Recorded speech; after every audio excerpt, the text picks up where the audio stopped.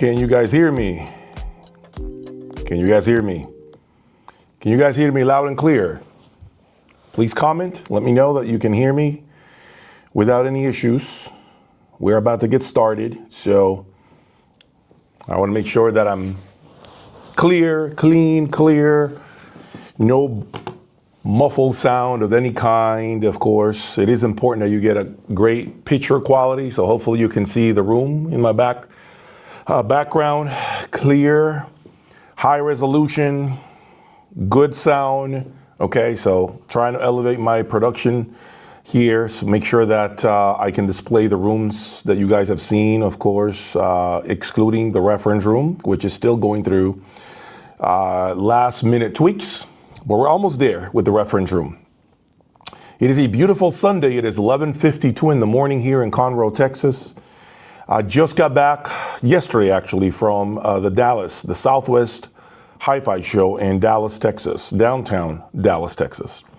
And so obviously some of you didn't attend the show, which I understand most of you are probably on vacation with your children or, you know, vacation homes across the states or overseas. So it is kind of hard to get to a show in the middle of July.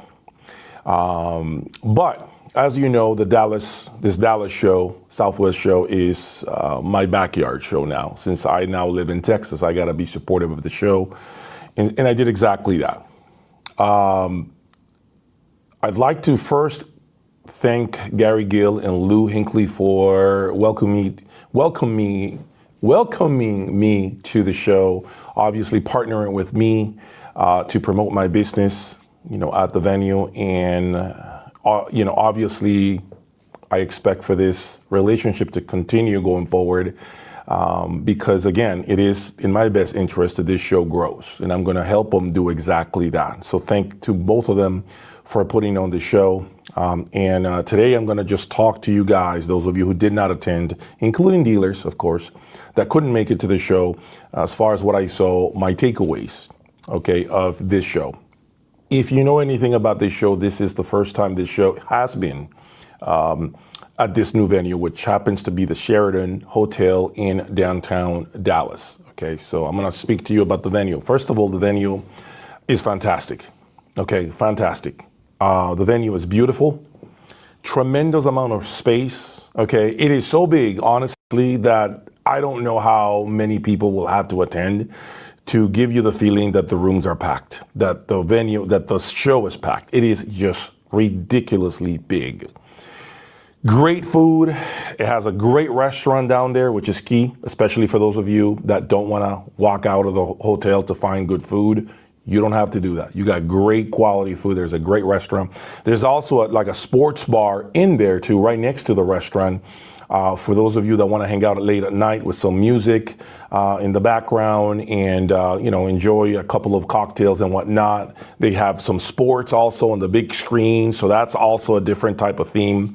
They also have like a small coffee shop within the hotel where you can go grab a quick cup of coffee in the morning. Maybe you don't have time to sit down and enjoy a big breakfast, but you need a cup of coffee. You need maybe a bagel with some cream cheese. There is also a separate space for that. So that's also great to see.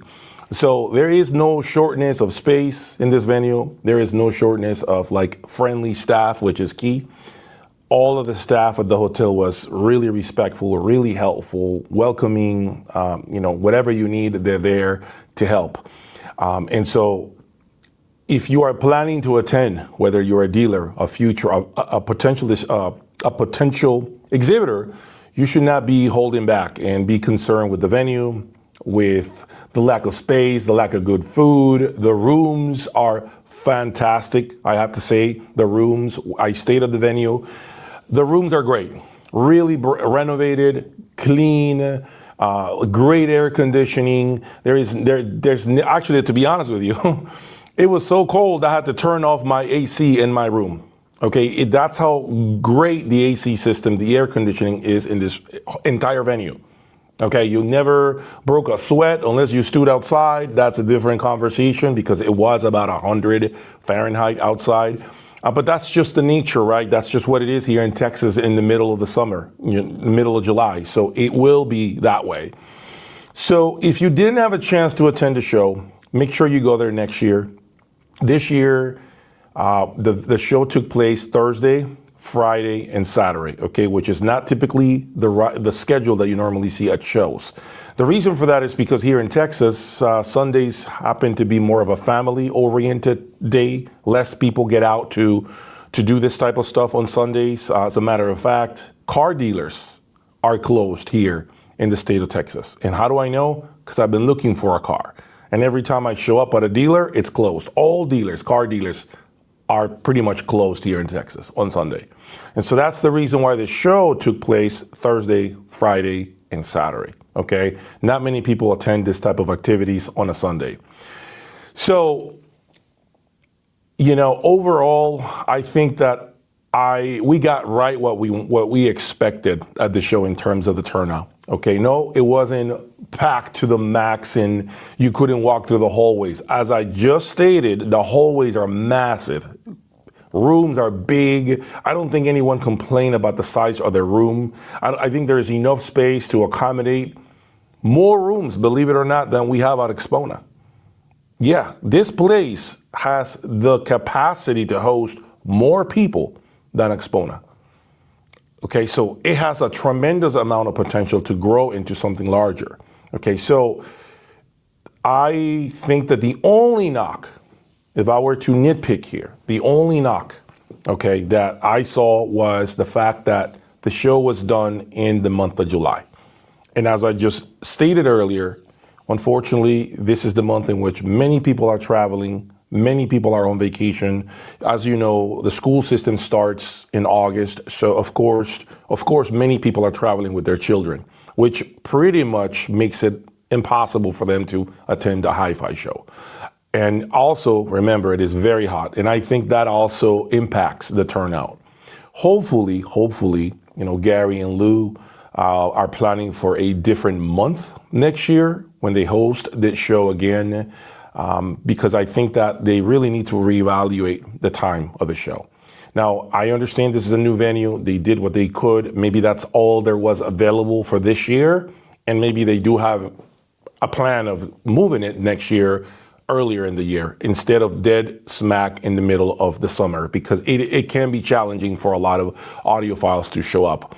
But other than that, I mean, I think it had, again, nothing negative to say about the venue, nothing negative to say about the location, nothing negative to say about anything. Overall, other than the fact that it was in July, I see nothing negative, nothing really bad to say about it. There were approximately 33 rooms, more or less. Floors 2, I believe it was 4, 5, 6, 7, I want to say 9 and 11, 9, 10, and 11th. At the top, the floor number 11, there was only one room, and that happened to be a room that had Rockport Orions in it with Boulder Electronics and Nordus cabling. That was a dealer, one dealer all by himself on the 11th floor. Okay, and that again, that is because the venue is so big. Okay, and we didn't have enough exhibitors, only 33 exhibitors at the show.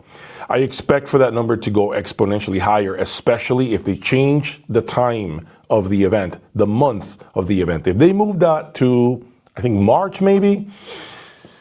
See, the problem is when I think about March, I don't even know if March works. Here's why, because look, February we have the Florida Audio Show, Florida International Audio Show, right?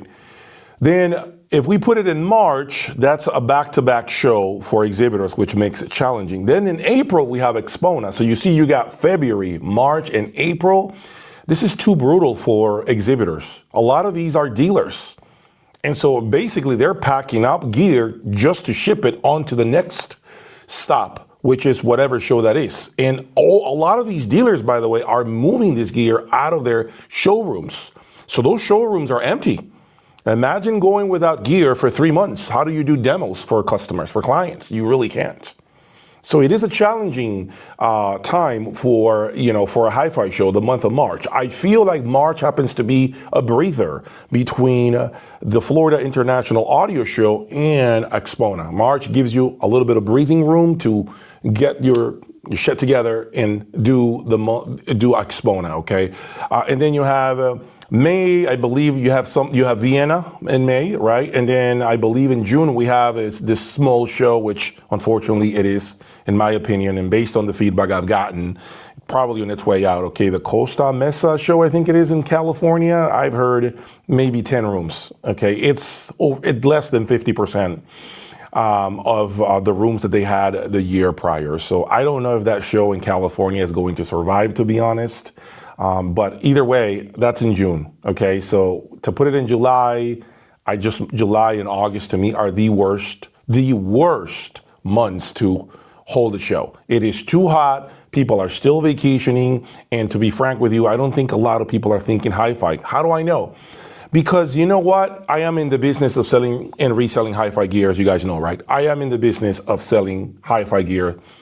It's the slowest months for my business. A lot of people are not looking to buy HiFi in June, July, and August. A lot of dealers can tell you this. There's not much gear being sold. And that's, again, because people are traveling with their families. They're spending money on vacations, going to Hawaii, going to parks, Disney, all of this stuff. So HiFi gear, it's not really in front of them. They're not really thinking about that, okay? So that brings us to the month of September and October, which could be potential dates for this show.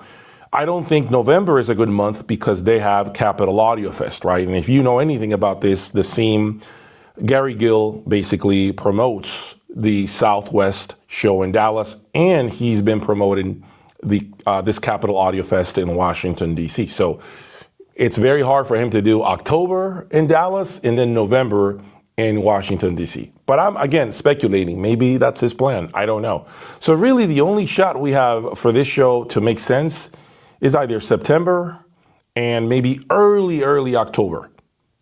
I can't think of another time because we know December, that's not happening. No one goes to shows in the month of December. That's just not going to work. Okay, so either they're going to move it, in my opinion, my recommendation is in September or early first week in October. That way it gives exhibitors enough time to get ready for Capital Audio, which I believe is around the middle to third week in November. So that gives them about 6 to 7 weeks to display also at Capital Audio Fest. That's why I would be totally against end of October or even middle of October for this show in Dallas to take place. So hopefully Lou and Gary are talking about this because I don't know if July is the perfect time for this show. I do see a tremendous amount of potential. I will say it again. I feel this is right now the second best venue of any hi-fi show that we have in the United States, period. If you didn't attend, you have no way of knowing. I'm telling you right now, the venue has restaurants, space, lounging chairs everywhere. There's places to sit everywhere. Like, you never have to be against the wall letting people pass, okay? The hallways are huge, wide. I mean, it's crazy. You can have 3 rows of people walking up and down the hallway. That's how much space there is in the halls of this venue. So this venue, for me, has everything that is needed to conduct a successful hi-fi show. But I think you also have to help it with the month in which you hold this event. Okay, so once again, thank you, Gary and Lou, for having me there. And later next week, I may make a separate video about, the show itself. Many of you contacted me, wanted to know if I was going to be there, shook my hand, introduced me to your wives, to your girlfriends, your significant other, and I was so happy to see women there too. Okay, so one thing I can say about Dallas, or in general about Texas, okay, I will say this about Texas in general now that I'm coming up on a year since I moved here from Florida. And Florida people, don't take this, to heart. This is not an attack, because obviously I'm a native Floridian. I was there for 30 years. Okay, I lived in Florida for 30 years. So I know what Florida is like. And I'm here to tell you, it's just a different type of people here in Texas, period. The respect level is higher, okay? People greet you. People are nice. People shake your hand. People want to talk to you, respectful. This is something that I love about Texans. Okay, Florida, Florida is kind of like, think about it like this. I'll give you an analogy. Pretend you're in the middle of the ocean on a raft trying to go from point A to point B. And you're drowning in the middle of the ocean, and Floridians are there on a boat. You might drown. But if it's Texans, they'll get down in the water, swim to you, and drag you out of the water and put you on that boat. That's the mentality here in Texas. People in Texas help, man. They offer help. I love that about Texans. So and I'm hoping that I also transform my mindset to be more like people here. Okay, my wife adores how people are in Texas too, and my daughter, of course, is only 10, so she's learning to be that way as well. Okay, so that's one thing I always say about the state of Texas. I love it. I love how nice people are. Really, really nice people here in Texas. All right, so I'm going to look at some questions for the time being and answer questions, and then let's talk. After that, we're going to talk a little more about perhaps the rooms that I liked at the show, and then we're going to talk about affordable amplifiers that you can buy in the secondhand market that don't break the bank. That I think, if you're on a budget, you should really be looking at these amplifiers. Okay, so let me look at the questions you guys have.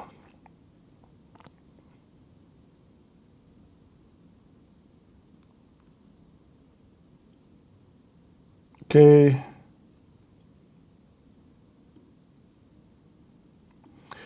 Your TAT CR1TX speakers changed. My man, you are so far behind. You are not following my channel if you were talking about the CR1s. Those things have been long gone. Long gone. Sold them to a guy here in Texas, and he's really happy with them. Really happy with them.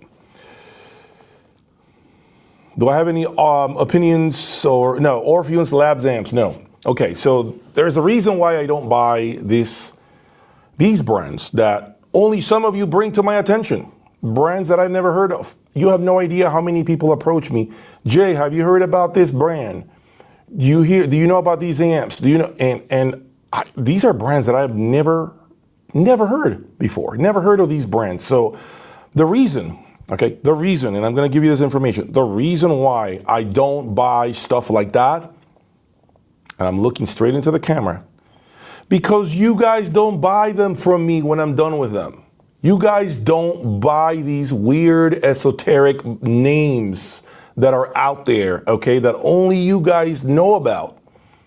Some of you complain about the fact that I only have the Wilsons right here, the Magicos of the world, the Focals of the world, the MSBs, the DCSs, the CH positions, all of this stuff, right? Nordos cables, Shunyata cables. Some of you complain that I don't try other things that are outside of those brands, but it's your fault. The reason why I don't bring other brands, you are at fault because I can't sell these weird no-name brands later on.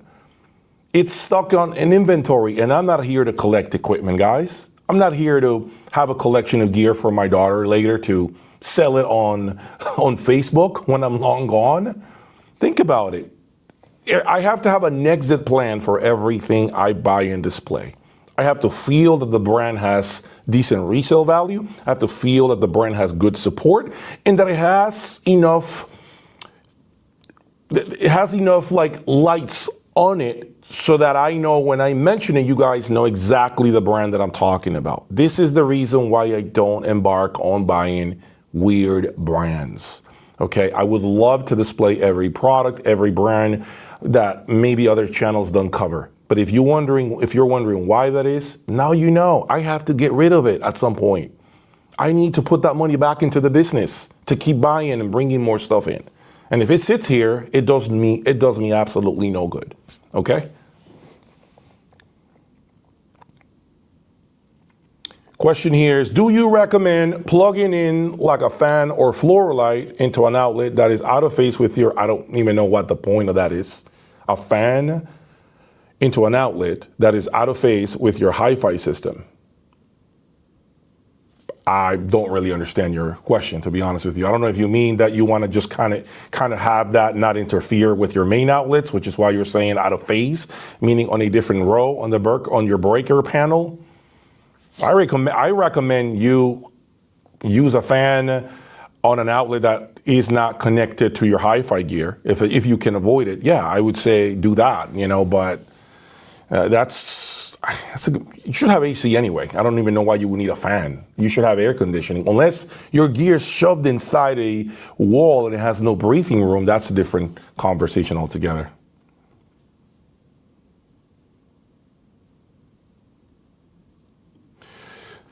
Jay, Acora Acoustics showing any speakers at the show? No.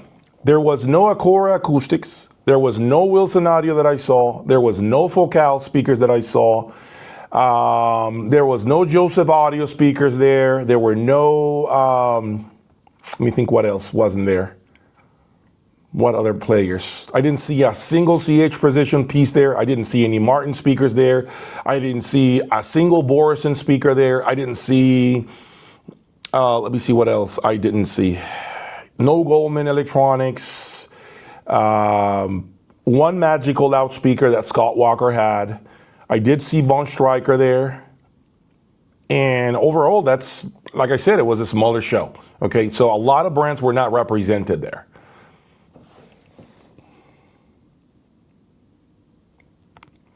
There are so many products in the world. The only way to determine which one sounds best is to listen to them in shows or at dealers.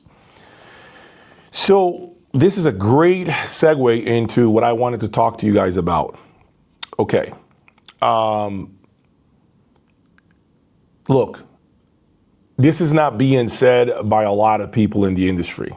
And I take no pleasure in saying what I'm about to say. But HiFi sales in general are down. HiFi sales in general are down. Now, no dealer is going to admit to this, okay? And neither would you. If you are a business selling cupcakes, you're not going to tell people that you're not selling cupcakes. You're not going to do that. Why would you do that to yourself, okay? The reality is HiFi sales are definitely lighter. Okay, it's not what it used to be, especially during COVID. It was the heyday. COVID was like, man, things were flying off the shelf. Things wouldn't fit in your truck to take them to UPS. I mean, it was crazy how many boxes you were shipping during COVID, okay? It's not the case anymore. I'm gonna tell you right now that one of the reasons I think that, believe it or not, this is happening as far as HiFi sales being slower. There are too many options for audiophiles, okay? Do you know what one of the biggest mistakes that dealers make, by the way, which they have told me they have made in the past, is to present customers with too many options when they're coming into the room to listen to something. When they're coming into the room to listen to, a Krell amplifier, a Class A audio amplifier, or a Parasound amplifier, okay? And that's what they want to listen to. Don't try to put them and give them 3, 4, 5, 6, 7, 8 options. All that does is confuse the customer, okay? If they're coming to listen to Parasound and Class A audio, focus on Parasound and Class A audio. Do not put them in front of 3, 4, and 5 other brands, because you know what they will say at the end of the listening session? Wow, that's a lot to take in. Let me get home and think about this, because that other brand you introduced to me sounded quite good, and I'll get back to you. You never converted a sale. You did not make a sale. When you put the customer with too many options, you confuse the customer. Dealers know this. They tell me this, and I agree with that. And so the reason why I think that's a problem is because when customers have too many options, in this case, too many freaking brands, it confuses consumers. It confuses people. And there are way too many HiFi brands than ever before. Way too many, confusing the masses.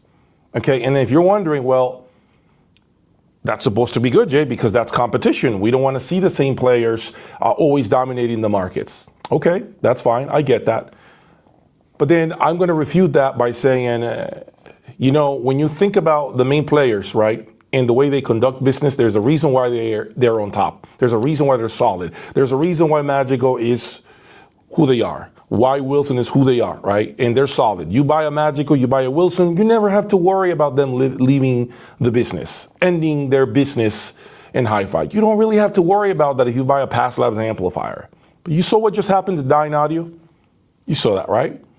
I'm going to give you a piece of information. Dyne Audio did not have any price increase over the last 3 years maybe. 0 price increases. I was told this at the show by someone that's in the know. They've had 0 price increases. And we had tariffs. They had to eat those tariffs, right? And so they're trying to do the best they can to continue to deliver quality products without jacking up their prices. And look what happened to them. It exterminated them. A lot of people are out there with the narrative that dealers are selling Dyne Audio like crazy. Oh my God, my dealer told me Dyne Audio is selling unbelievably well. Really? Is that why they left the US? Because sales are so good, we're going to leave the US. Really? When a dealer tells you that, a Dyne Audio dealer tells you Dyne Audio is selling off the hook, if you hear that, ask him what I just said to you. So why'd they leave if you're killing it? It makes no sense that they left. Or are you so good as a dealer, so amazing, you're Michael Jordan, right, that you're selling it better than anybody else and no one knows how to sell it? No, guys, they left because business isn't great. And what I'm about to say is also additional information that I think will be happening over the next 2 to 3 years. Okay? And sit down, because this is going to really hit you. I predict that maybe not today, maybe not tomorrow, maybe not in 6 months. Okay? I'm not saying it will happen this year.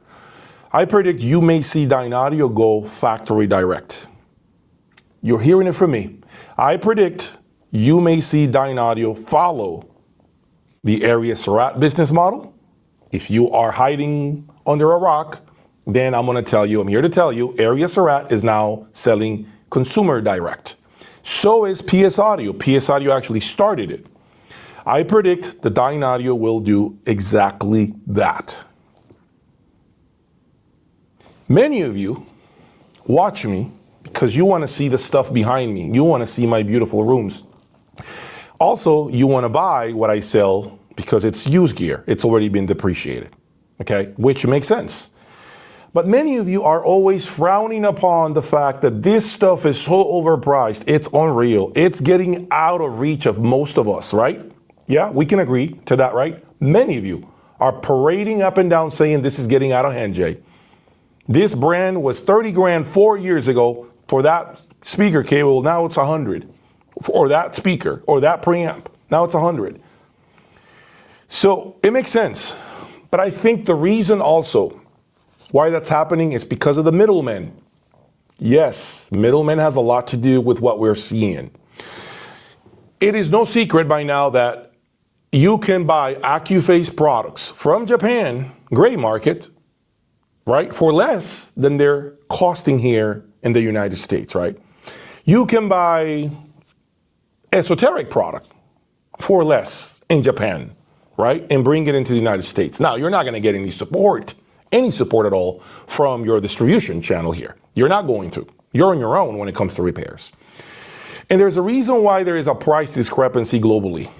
Okay, I'm not going to give you specifics, okay, but I know of HiFi brands in the US that cost far less, whether it's in Asia or in Europe. But there is one thing you guys are not seeing, okay, besides distribution. Forget about distribution. Forget about that. You can't compare the cost of living for a dealer in Japan to the cost of living for a dealer here in the US. It's not the same, guys. It's not the same. We all know the cost of living here in the US is far greater, way greater than it is in Asia. So why does that matter? It's simple. It's simple.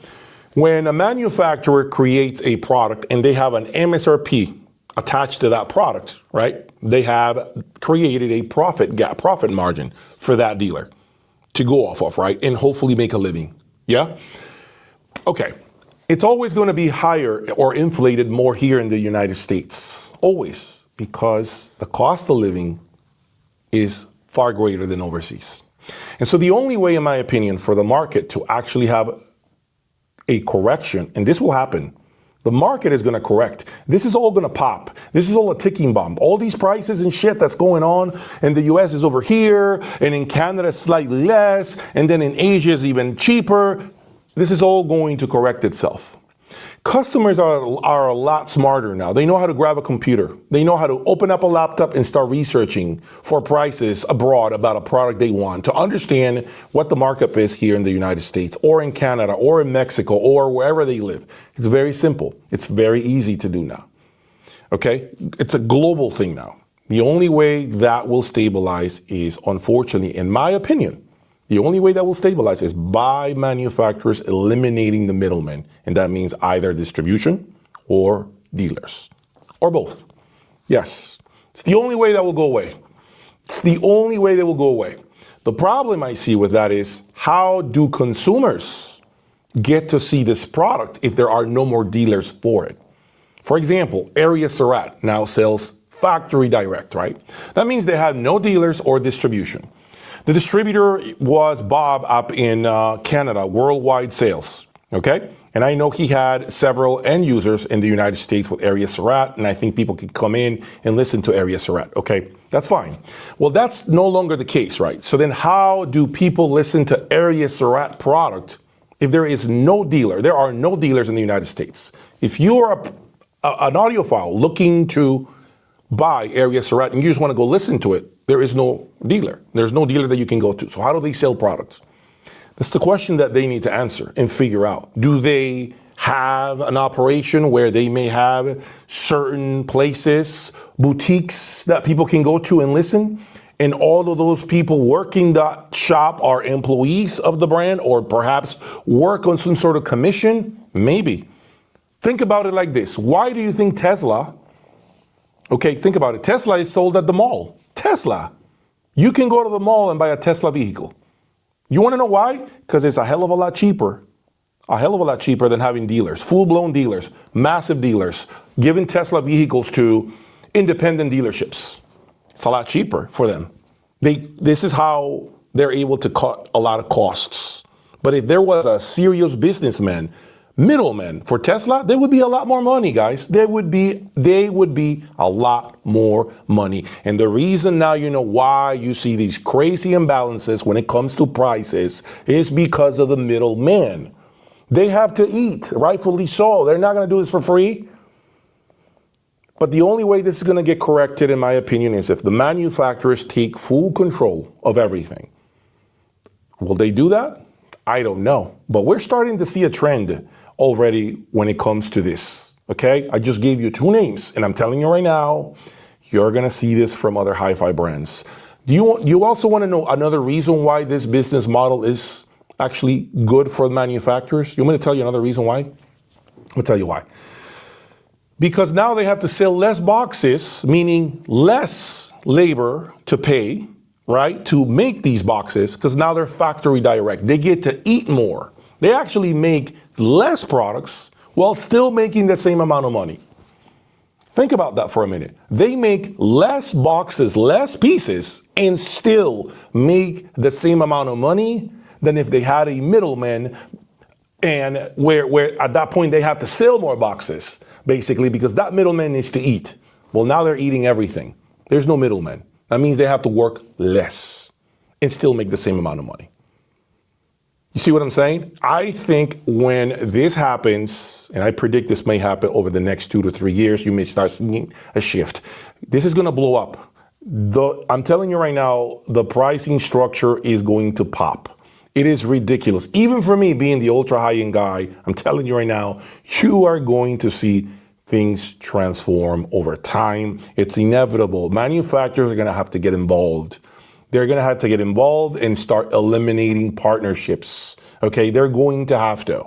Period.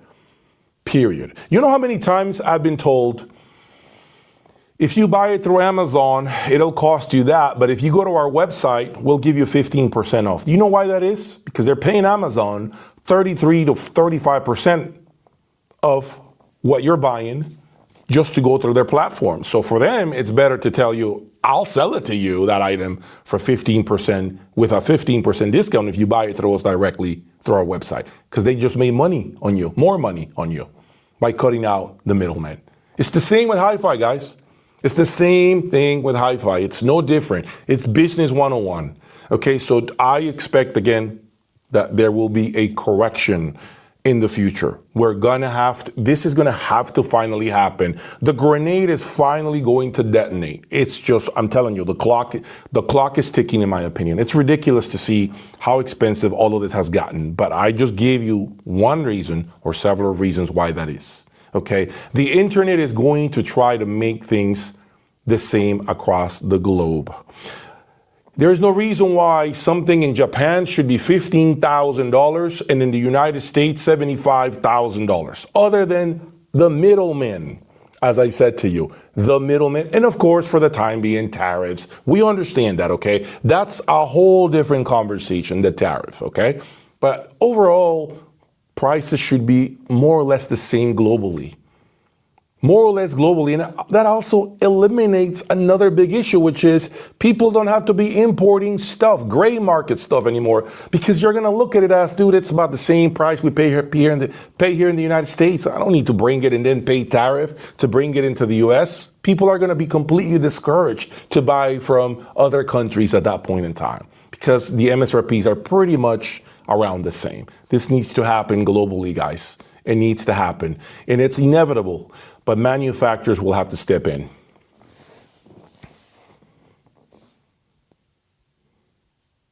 Okay, let's see what we got.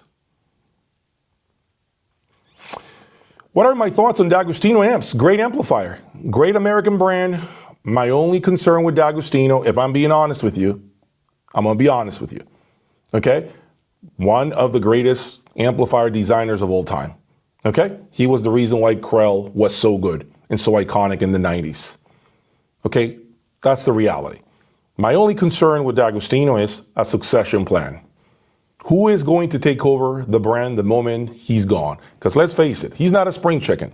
I actually met Dan one time in over in Munich one time, and we were gonna conduct an interview, but as you know, the cartel, blocked the interview, so I couldn't interview Dan Agostino. I wanted to interview him about the big relentless monos that he had over there in Munich, and unfortunately, the cartel came in and stopped that from happening, if I'm being honest. Okay, so that's why it didn't happen.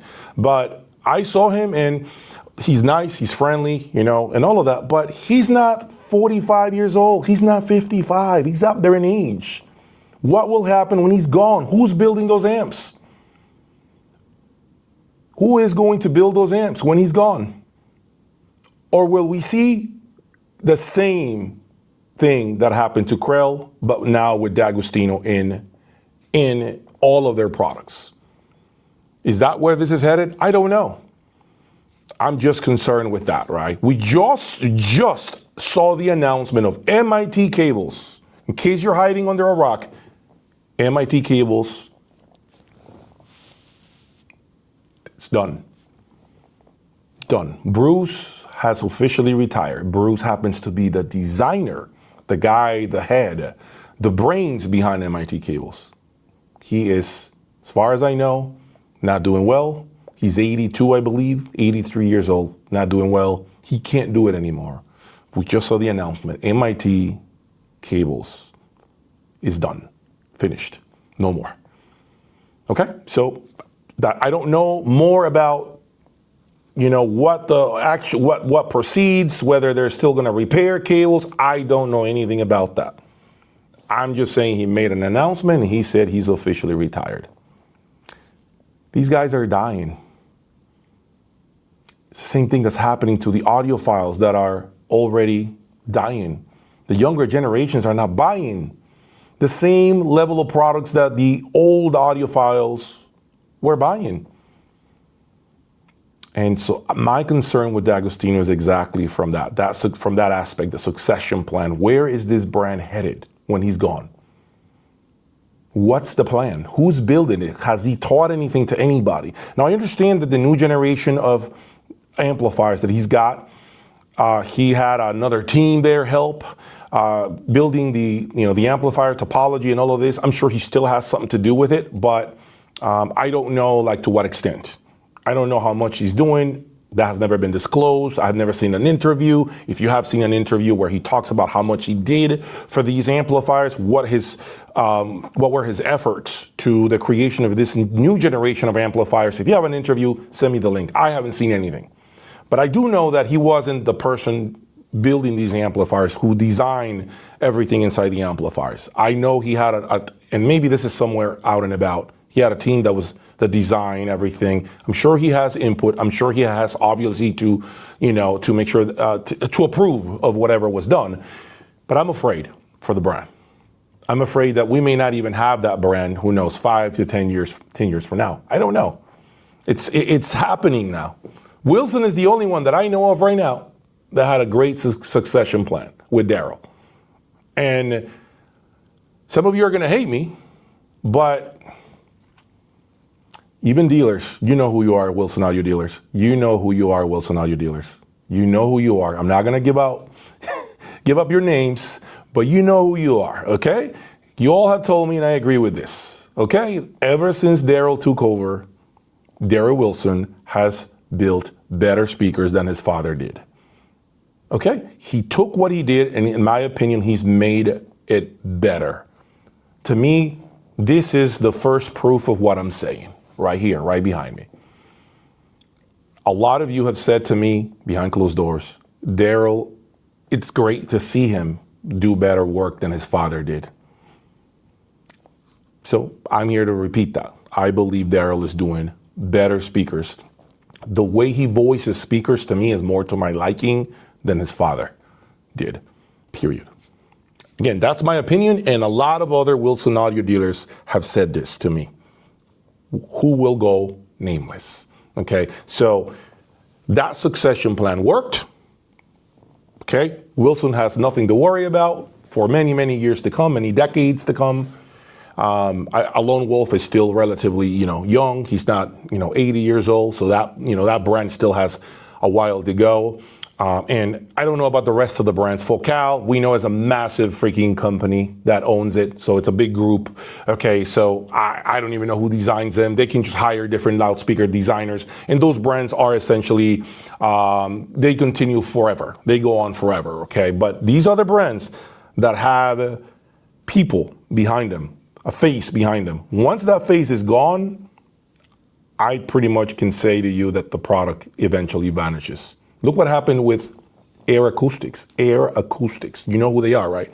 I remember having Air products, Okay, I remember having their amps, their preamps, okay, in my lab and loving the sound of those products. You couldn't find one in the secondhand market. They would fly off the shelves. The designer, the main guy at Air Acoustics dies, gone. Brand's still around. I don't see it at dealers. Do you see it at dealers? Do you know of someone who has the new Air Acoustics product? Do you know of anybody? Okay, that's the reason. And we're going to see this with MIT cables pretty soon as well.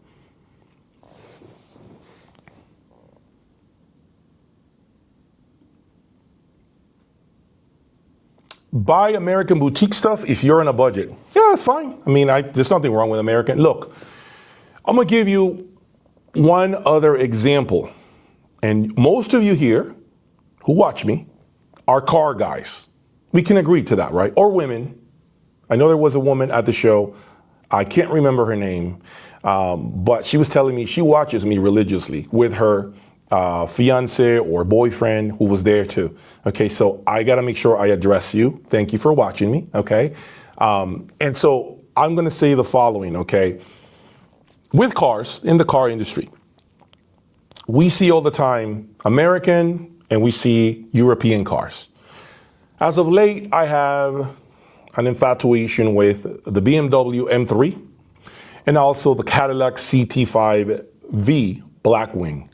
Two cars that are high performance sedans, right? There is a reason why. There's a reason why the Cadillac Blackwing holds its value so well.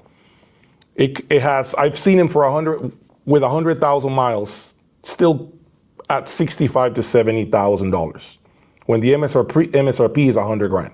Okay, so what I'm saying to you is that car is a limited production vehicle. It's an American built car, highly desirable car. The M3 is a hell of a vehicle too, but it's mass produced and it's European. What happens to European vehicles? You know what happens. They depreciate so freaking fast, right? So fast. It's the same with HiFi. It's the same with HiFi. Connected the dots for you. It's the same for HiFi. With American brands, your product is always going to hold its value relatively better than European goods. That's not to say that European goods are bad. That's got nothing to do with the performance here. We're not talking about performance. We're talking about the way it depreciates in the secondhand market. With cars, it's the same effect as it is with HiFi. Okay, so remember that when you're deciding between two, always keep in mind, if you like to rotate gear, American brands will always hold their value better over the long haul. Always. Do I consider Area Surratt as a difficult brand? Yes, I consider Area Surratt a very difficult brand to sell. Yes, I know only of one person that has it, and that's it. Maybe two people actually. The second person eventually sold all of his stuff to someone else that bought my Darziel amplifiers, okay? And that guy with the Darziel amplifiers, the guy who bought my Darziel amplifiers, has been trying to sell his Area Surratt stuff for like over a year, long time. Nobody wants it. I'm not saying it's bad stuff, but no one wants it. I'm not making this up. I'm not making this up. I don't know why. The only thing I can say is perhaps because it is tube gear. Maybe that's why. And I know many of you are out there loving tube products. There is nothing wrong with you. At the end of the day, gentlemen, it is your money. I am no one to tell you how to spend your money, and neither is the dealer you see. You should spend your money as you see fit. Whatever makes you happy makes you happy. But if we're going to talk about now the resale value, tube gear is the worst out of them, all of them. Tube gear, to me, sells horribly in the secondhand market. Unless you're willing to drop your pants really low, it is a difficult product to move. And this is, in my estimation, besides the fact that it is a European brand, the reason why Area Surratt is so difficult to sell. They went direct. One more time. Do I have to connect the dots? Dyne Audio. What did I just say? They left the US because sales weren't great regardless of what dealers are telling you. Why do you think Arias Rat is doing the same thing? Arias Rat is doing the same thing to Dyne Audio left. Arias Rat left. No more distribution. Factory direct. Because of that. It doesn't move, it doesn't fly off the shelf. None of this, by the way, none of this shit flies off the shelf. If I'm being honest, none of this hi-fi shit flies off the shelf. Being straight up with you. I do well because I sell secondhand stuff and I have to take your trades, which oftentimes I don't want them. Okay, I do well because of that. But I'm going to tell you, at the end of the day, even for me, it takes me months, sometimes a year, to sell secondhand product at 50% off, oftentimes. 55% off, oftentimes. It's not easy. None of this stuff is selling. But in this case, you're asking me about Arias Rat. It's tube gear, it's European, sales are really bad, hence they pulled out. And now they're factory direct. That's what I think happened.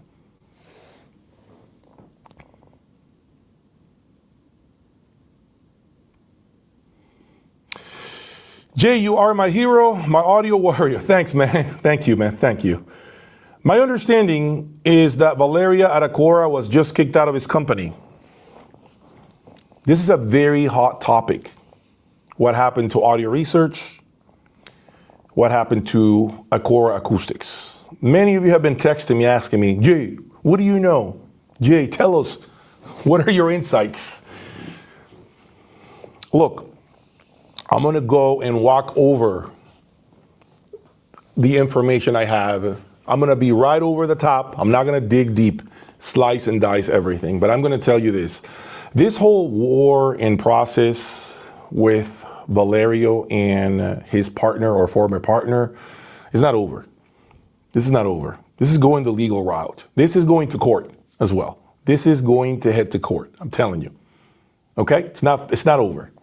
What I can tell you is over, in my opinion, and I may be the first person to say this, okay, here on YouTube, I feel like we have seen the last of Acora Acoustics as we know it.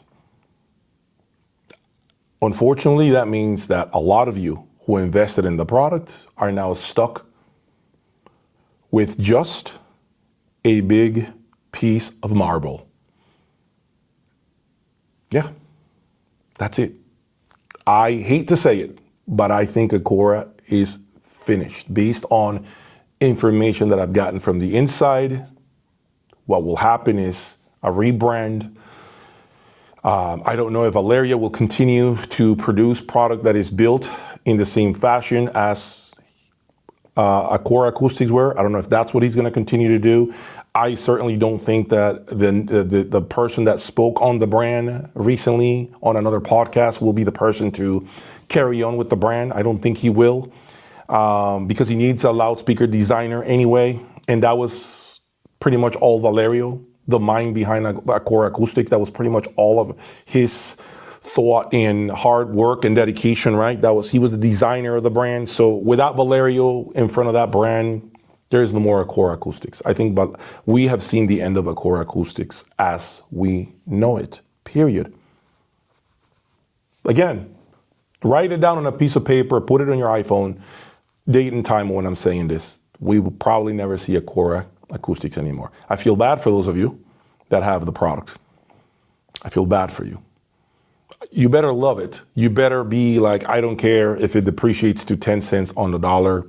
I love the product. It's a great product. It's got nothing to do with the product itself. It's got to do with the way it was managed. And to me, your product has depreciated severely all of a sudden because of what just transpired, because of the uncertainty with Acora Acoustics. Too bad, because I really like Valerio. Him and I text. We had a long conversation a few days ago. Gave me a lot of insights. Unfortunately, I am in no position to share what he said to me. Very private stuff, but I can tell you that my deduction of the conversation is we've seen the last of Acora Acoustics. I don't know what Valerio will do. I don't know if he's going to come out with a brand new product down the road. I don't know what will happen. I know many of you are upset because he never disclosed the fact that there was a Chinese or Canadian Chinese partner that also owned the brand. I know many of you are really upset that he was basically walking around the venues pretending to be the only face of the product and the sole owner of Acora Acoustics when it wasn't really the truth. I understand it, but you also have to see it from a business perspective.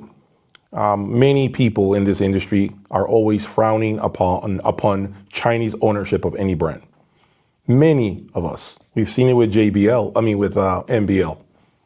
Now, again, great product. MBL is a great product.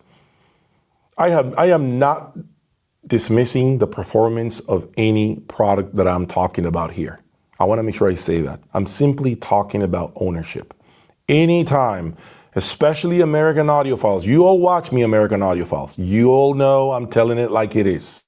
Many of you have told me, if it's Chinese owned, I don't want it. If you have told me you don't want it. So because let's run away the moment it's owned by a firm or brand is not the same. You know what? Because two reasons. People feel quality control suffers because they get the impression that it's now built in China, when oftentimes may not be the case.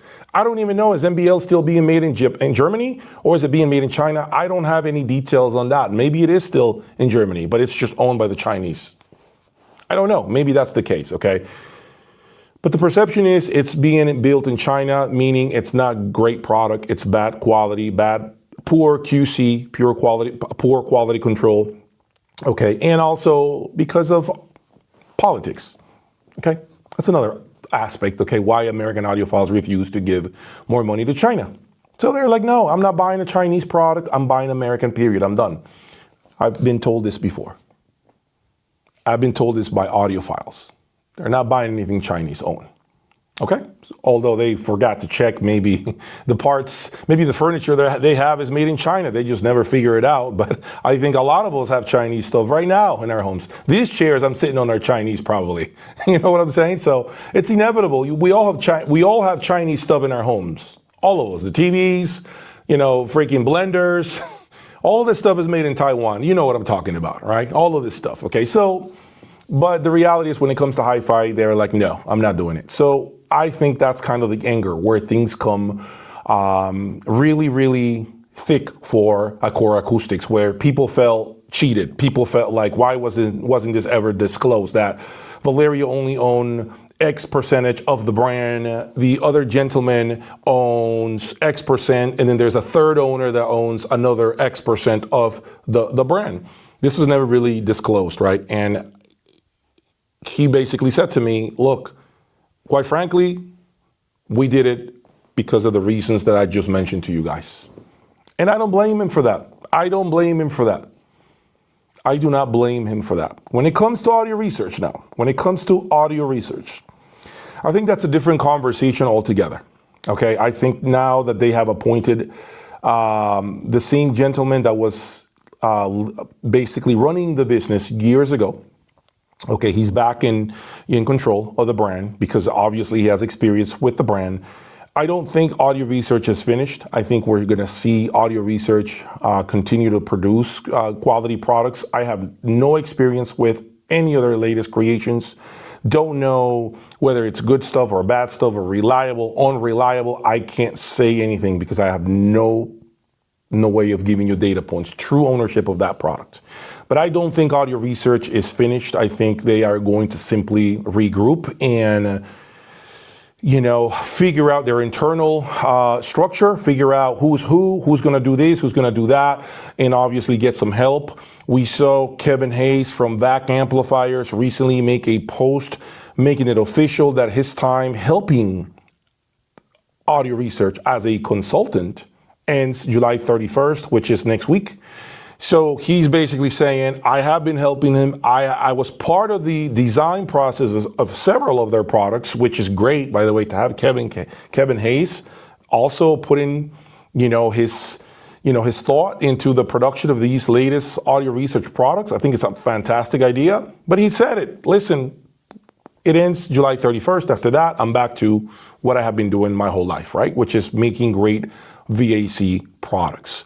I think that audio research has too much of a name behind it to just die like that. Acora Acoustics does not have the track record of audio research, doesn't have the history of audio research, doesn't have, at least the level of fanboys, okay, that audio research has. I think fanboys, diehard audio research fanboys will keep the brand afloat, in my opinion. There are not that many fanboys of Acora Acoustics. And it's not because it's bad product. I repeat, it's not bad product. It's just, it's a relatively new brand. It's not a brand that has been around since the early 2000s and the 1990s. I think audio research came out in 1960, 1970, around there. I wasn't probably even born when audio research already had product out on the streets. So I do expect to see more from audio research. I do expect, and maybe if audio research is watching this, they can actually come on my channel and grant me an interview. Let's talk about what the plan is. Let's talk about who's in charge. Let's talk about the vision. Let's talk about, processes and, and what we should expect going forward from audio research. Are they going to be at shows in the future? Are they not going to be at shows?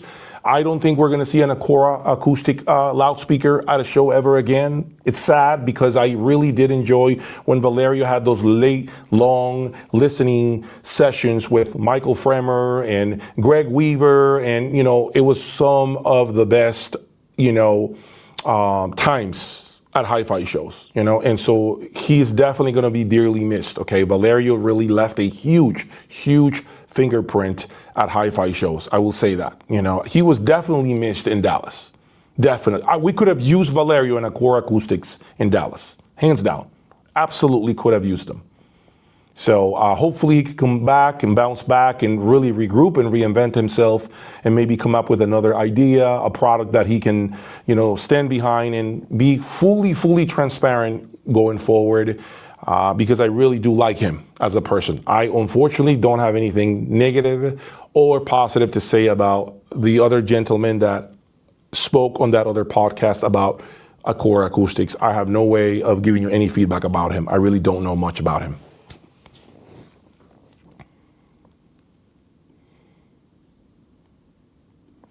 Next, you want a very quiet room when listening. A fan will increase the noise. Okay, let's continue with questions that are really good. Do you think you'll ever be able to afford a top-of-the-line HiFi system with 4 tower speakers? Afford it? I think so. I just don't know if I want to do 4 tower speakers at the moment. Don't know.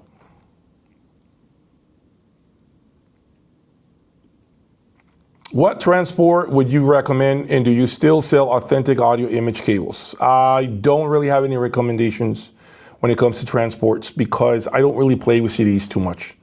I really don't mess around with CDs too much, but I do know many of you are diehard fans of transports. Can't really give you a qualified opinion if I'm being sincere.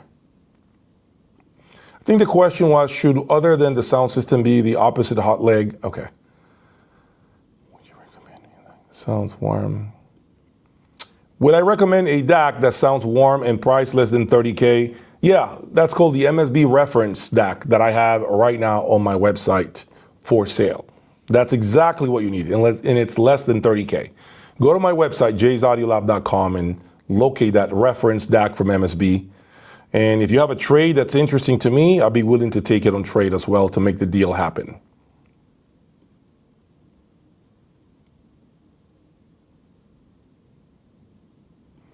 Sales for Dynaudio are mostly their budget line, and it is not enough. I agree, it's not enough for Dynaudio. Just that, it's not enough. It's not enough.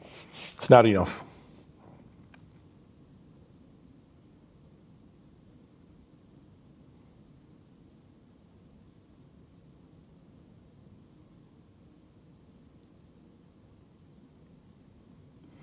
Dealers' biggest problem is the secondary market. Most of them don't think they need to acknowledge it. They don't even think about their demos have to be priced like that. Okay. let's talk about this interesting conversation when it comes to pricing and why the secondhand market is at the very worst I've ever seen. Why is the hi-fi market and the secondhand market so horrible right now? It's oversaturated with gear. And I'm going to tell you why that is. Okay, this is where it starts. I'm going to break it down. Take notes of what I'm about to say. I'm going to show you why this whole shit show of discounting product also affects the secondhand market gravely, really, really bad. So this is how it all begins. It starts with the manufacturers. It starts with the manufacturers. Manufacturers locate dealers, qualify dealers, which is not often the case, okay? And what ends up happening is manufacturers are in the business to sell product, to sell boxes. They need to find dealers, right? Okay, so they call around trying to figure out what dealer has overhead, good location, good lines, and basically those are the qualifying points they go by in order to give you a line. So for example, let's say you want to be a Wilson Audio dealer, okay? As an example.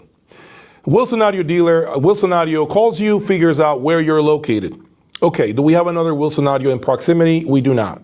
Okay, so let's think about, I don't know, Mississippi. I don't know if they have a Wilson Audio dealer, but let's pretend there are no dealers. Okay, somebody called us from Mississippi. We have no Wilson dealer there. Okay, he's got the territory that could be interested in. Okay, what does he have? Does he have a store? Yes. Okay, how big is it? It's 2,700 square foot. Okay, how many listening rooms? 2. Okay, what product lines does he have? Oh, he's got products A, B, C, D. Okay, what happens at that point in time? Wilson Audio or Magical looks at it and says, you know, hey, I don't know if I want to be in a store that has loudspeakers of that caliber. They're not high enough for us to begin. They're really low caliber loudspeakers. Also, he works almost by appointment all the time, which concerns us because that means he might be probably the person that would discount our products. Why is that? Because when they have hours like 10 to 5, that means someone has to be physically at the store. That means right then and there is a staff member at least, and overhead to pay, AC, electricity, and such, right? So that at that moment, Wilson realizes, or Magical realizes, hey, you know what? Okay, let's get out there and see this guy and meet him. Let's go out to lunch. Let's see his operation. Okay, good looking store, good area. You know, he's got definitely, you know, a neat place. He's a personable guy. Do we like him? Very polished, well-spoken, cool. We can definitely put him as a dealer. So congratulations, you are good to go to become a Wilson Audio dealer. All right. They do kind of like a background check on you. By the way, what I'm saying happens not just with Wilson, it happens with a lot of other brands. I'm using Wilson as an example. They're not the only ones who do this, okay? And so Wilson comes in, okay, let's talk about your opening order. What do you want? What SKUs? La da da da. Okay, send the deposit. Okay, product gets built in, 4, 12, whatever, 12 weeks. And then, okay, product's ready to ship out. Cool. Product gets shipped out after payment is received. And now he's officially a Wilson Audio dealer, right? Okay, now you notice, right? There's a process for that. Once that happens, as a dealer, you cannot list Wilson Audio product online. You get terminated. You cannot be listing a Wilson Audio product on your website, okay? They will call you and tell you, hey, what are you doing? You can't be listing anything on your website where people can do the add to cart and order it like they're ordering something from Amazon. That's a no-go. We don't authorize that, okay? So to remove pricing or the possibility of anybody ordering a product through your website. We don't want to. You can put it on your website as the products you have on display, and the MSRP prices and such. Yes, you can put the MSRP prices for Wilson Audio products. But if we catch you selling, we're done with you. Now you see the process, right? You see how strict they are, right, at protecting their product. This goes for every dealer. Okay. Now, this is one of the reasons why, okay, it's one of the best-selling brands because they do a great job at qualifying dealers and have no issues terminating you like that. Zero issues terminating you like that if you break the rules, because they know their product sells. Now, Wilson is a fine example of a successful HiFi brand with a succession plan. But now let's turn the page and let's talk about any other brand that is not at the level of this iconic brand here next to me. I'm not going to give out names because then I get in trouble, but I'm going to tell you how that works for other brands that are not as desirable as Wilson Audio. Okay, so brand X, I'm going to call it. They need dealers. Boxes are not moving. Okay, let's appoint a home dealer. He's desperate to become a hi-fi dealer. So let's call him because he has a small room, decent enough to put a couple of loudspeakers there, and he's willing to cut the check. He's got $120,000 ready to go out for an opening order. We want that check. We need it. Internally, we need him. We need to give him the line. So, okay, so who are you? Such and such and such. Okay, how long have you been in the industry? All right. They'll sit on it. Depending on the condition of the brand, they'll be like, look, the only way you become a dealer today is if you're prepared to buy 4 SKUs, 5 SKUs. Now, they're more or less knowing right there how much money you've got and willing to put up right out of the gate. Just by telling you that the opening orders here are 3, 4, 5, 6 SKUs. They already are measuring you in your pockets without telling you. You see what I'm saying? So the dealer says, that home dealer says, yeah, I'm good. I mean, I can order, this, and that, and no problem. All right, we'll get back to you. They'll make you wait a little longer. It's a circus act. They know they're going to take on you because they want your money. So they call you or they email you, you have been granted the line. When do you want to place your opening order? Right away. Okay, let us know via email. $100,000 on their way to the brand. The brand just appointed a dealer. Home dealer. This home dealer has no client base, has no idea how he's going to sell the product, but he thinks because it's hi-fi, it's a gold mine. So you're going to be cashing checks left and right? This is what they're thinking. This home dealer is thinking that way. There's a lot of money in hi-fi. I know I can kill it. Because I know the brands. Okay. But he has no clients, no business plan, no idea where he's going to advertise, zero clue. Okay. So the manufacturer at that point has received the opening order, which is what they needed. They know deep down, if he does stupid things with the line, we'll just take it away from him, and we made $100,000, and we sold $100,000 worth of goods, so it's fine. So what happens is this dealer realizes that, man, this is hard to sell $50,000 speakers. Wow, this is hard. What does he do next? He starts whoring the line. If you do not know what that means deeply discounting the product to move product. That means that dealer, those little home-based dealers, those tiny entities, begin to damage the reputation of the product. Customers find out that he's discounting it heavily and buy. The problem with that discount is that, let's say a hypothetical scenario. That customer wants to buy a $100,000 speaker from that home dealer. And the home dealer has a decision to make. Well, I'm just going to give him 30% off and I'll make 10, 15 points. That's fine. I'll eat. I'll survive another month. Customer gets it at 30% off, right? He's happy. Wow, what a deal. That would never happen with a Wilson Audio dealer. You'll never get a 30% off deal. And if you are getting 30% off on Wilson Audio speaker, you need to take your dealer to lunch every day for the rest of the year. Okay, so you get 30% off from that no-name brand from a home-based dealer. That customer, 6 months later, is tired. He's like, I want to change. I want to trade it in. But this home dealer doesn't have, okay, what he wants. So he goes to another dealer. I want to trade in the speaker. MSRP is 100. What's my trading value? That dealer says, okay, what do you have? Look, I'll be willing to give you, around 40 to 50% off depending on what you buy. That means that customer utilized that product for 6 months, maybe a year, and he's only losing 10 to 15% from his original price. So now that product enters the secondhand market at 50 to 60% off. This is what's happening in the secondhand market. The secondhand market, when you see products deeply discounted, is an indication that dealers are whoring the line. Because if you had paid close to MSRP, and I say close because let's be honest, no one buys any of this at MSRP anymore. But if you're buying it at, let's say, a 10 to 15% discount, you're not going to take a 30 to 40% bath reselling it. Most audiophiles will be like, dude, I can't take that kind of hit. They're forced to stay with it. Or sell it in the secondhand market at 30% off. You see what I'm saying? Instead of 50 to 60% off. So when you look at the secondhand market and you see product deeply discounted sitting there for 50, 60 off, it's an indication that that product line may be getting hoarded in the new market by dealers.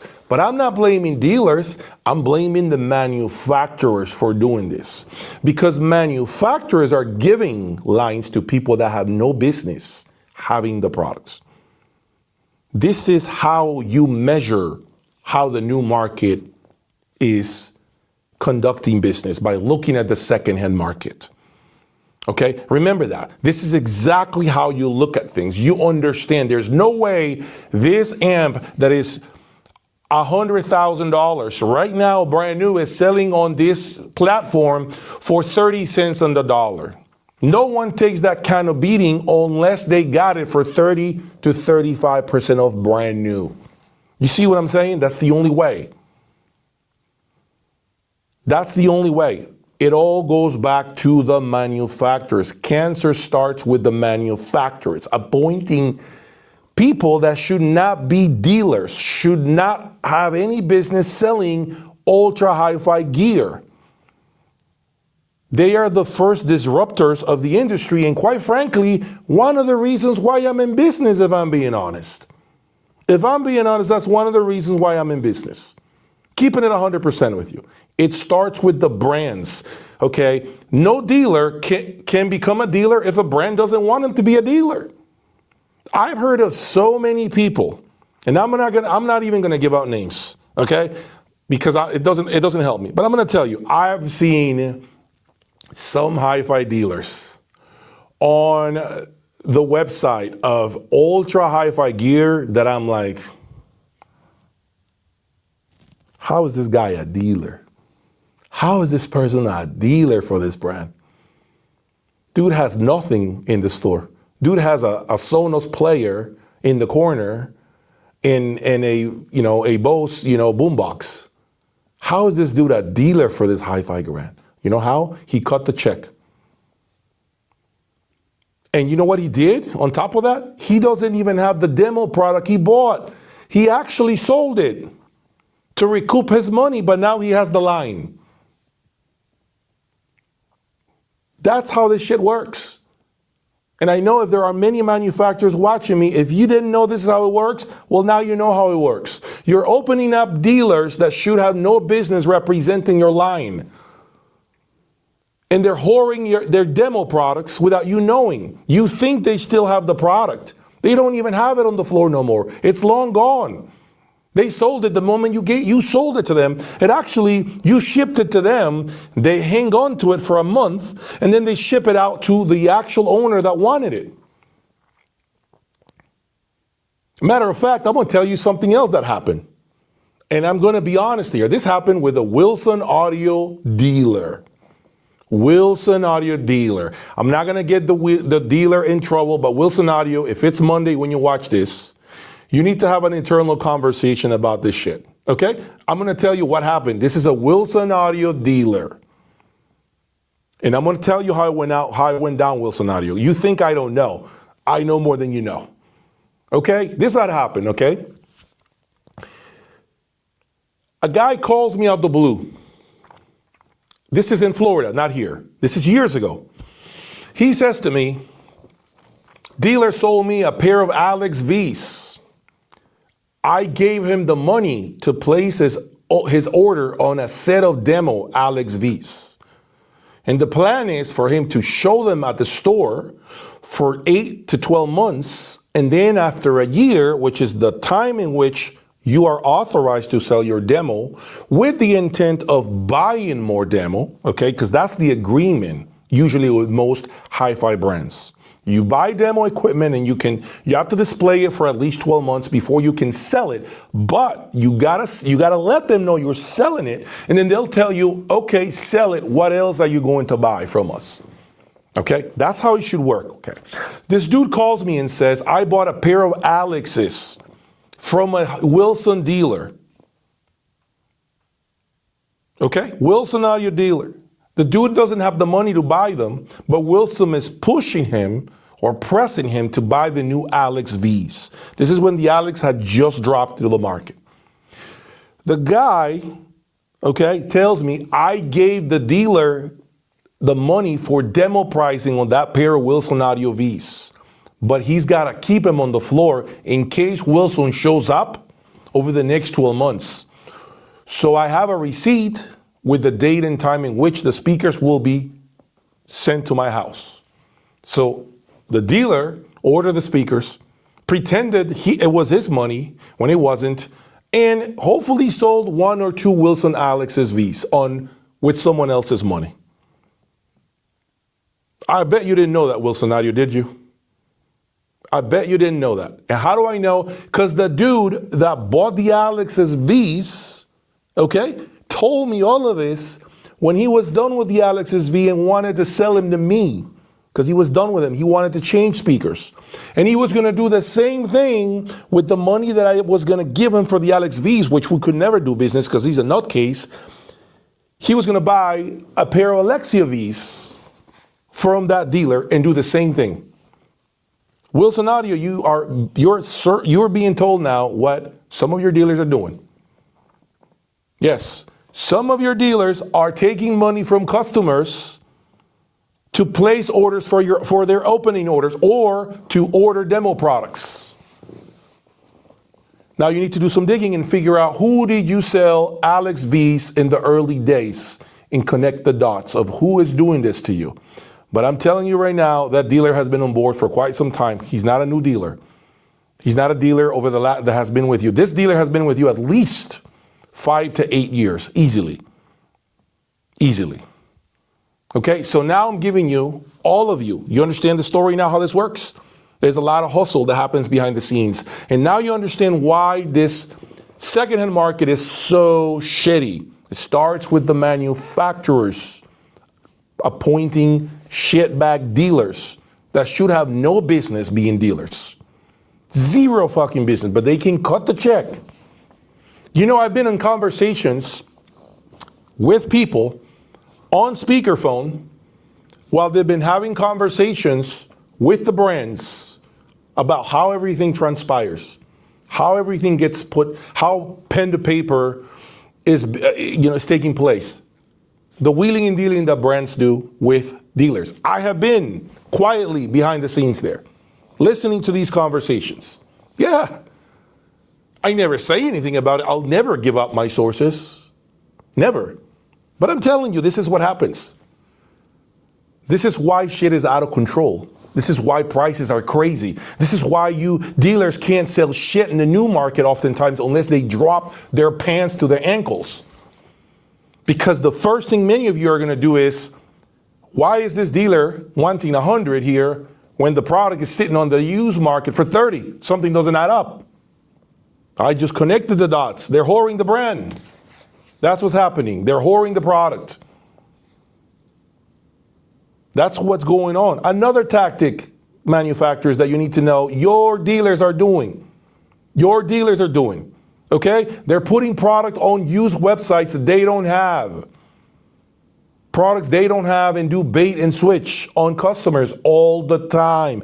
They use your desirable products to attract clientele and flip them onto something else. I've seen it day in, day out. Now, I don't get caught in that bullshit because I don't need to be told what's good and what isn't good. I just buy based on what my business needs and what's hot at the moment so I can resell it. So for me, it makes no difference. I'm just telling you the insights. That many of you, if you're wondering why is this happening, why is our brand, why are people not ordering? If you see a collection of your own products in the secondhand market, deeply discounted, not moving, manufacturers, pay attention. Your dealers are whoring the product. That's what's happening. Your dealers are whoring the lines. I know Macintosh, for a fact, had a group of people checking used audio websites. Okay? Yes, I know this for a fact. Macintosh, last I heard, I don't know if this is true anymore, they had either one person or two people looking daily on used audio websites, and they would buy back their product. They would buy it back to be able to grab that serial number and then terminate the dealer that they sent that to. That was Macintosh. That's how they control the market, just so you know. I know for a fact that we're doing that all the time. I don't know if this is true today, but they were doing that because the more product that sits on a used market website, the more product that's sitting there, okay, the worse it is for the brand. The worse it is. It's not healthy for the brand when you have too much shit in the secondhand market. That's one thing that you all need to understand and come to understand, that that's how this shit works. So when they control the secondhand market, some brands do this, by the way. Some brands do control the secondhand market. For example, I just found out Estelon loudspeakers is going to be buying a lot of the secondhand Estelon products because they don't want to see them in the secondhand market. I just found that out. Now, I don't know if it's effective today, but I just heard that will be happening. They don't want to see Estelon speakers in the secondhand market. They don't. As long as you protect the secondhand market, it leaves people no choice but to buy stuff brand new. The problem is these small-time dealers are hurting the big operations, the dealers with a nice overhead, with staff, right, with payroll, with vacations, with an HR team. These small-timers are only dealers because of the poor manufacturers that are desperate to collect a check for an opening order.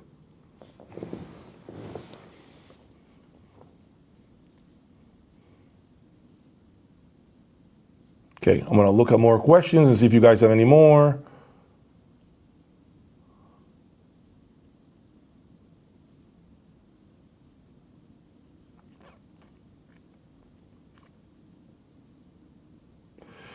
Lamb Electronics, another brand. Lamb, what happened to Lamb? What happened to Lamb Electronics? Where are they today? Where are they? What's the succession plan? Where are they? Where's Lamb Electronics? This shit is inevitable, guys. It's another reason why it's quite appealing to buy from those brands that have a solid footing, financially speaking. Because if you get caught in the same shit show like what just happened with Acura, you made one devastating purchase, bad purchase.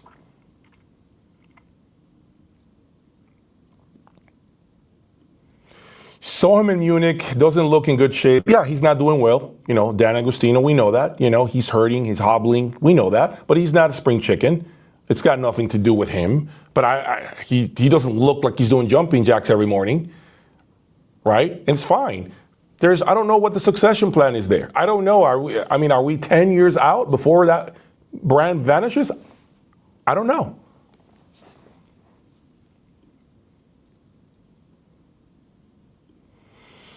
A good sign that a few brand names come in the second market is because customers love their sound and are willing to part with it. Jay, have you heard the spiritual sound cables? I compare there. No, I haven't heard no spiritual sound cables, man. Sorry about that, though.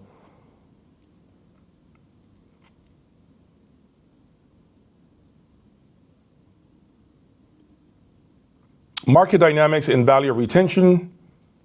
Many great brands are out there. Once you cross the line of 20, yep.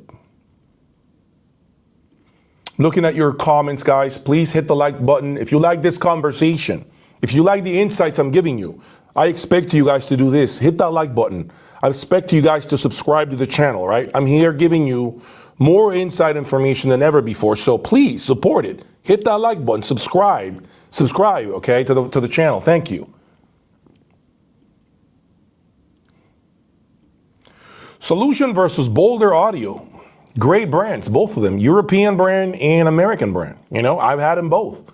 Great product, great performing product. No one here can say Solution or Boulder are crappy products. The performance is some of the best performance that money can buy today. They're just completely different when it comes to technology. Completely different. Completely different. I mean, the technology of Solution is just a lot more complex, okay, more advanced. Boulder, they still have this old school design topology, but it has been really successful for them. It's really successful for them. Boulder and Solution are two of the most elite brands in HiFi that you can buy today. I really, really believe that, okay? I'm telling you, eventually when Boulder releases a new set of 3000 series amps, I'll be back with Boulder. I know I will. It's a matter of time. I just don't have anything else to explore with the brand. I've done my rounds with Boulder. Okay, until they release something really nice, different, I am not going to display any more Boulder product. So I'm waiting for them. Waiting for them to just send me that email and say, get ready for what we got coming. Okay, let me know and they'll be here immediately.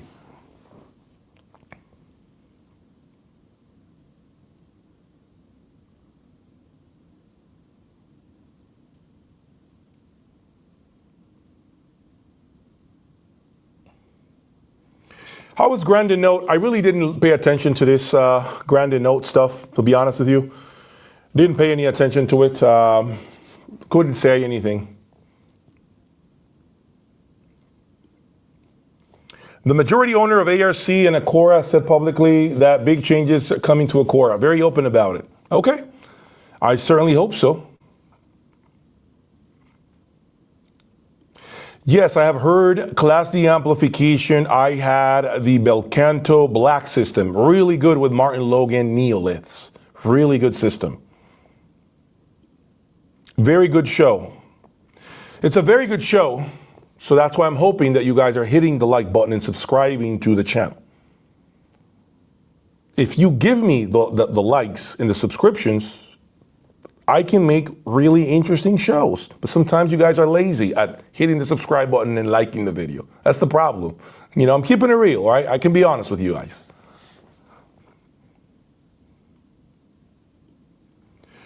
Very entertaining. Thanks for everything you do. Any opinion on comparison? I have no opinion on Cardis. I had it briefly in my Florida room in my early days. Really well-built product, great connectors. I had XLRs, power cords as well. Really good product. Nothing negative to say. I think Cardis builds a quality cable. Regardless of what kind of cable it is, you can be sure you have one good, well-made cable brand, okay?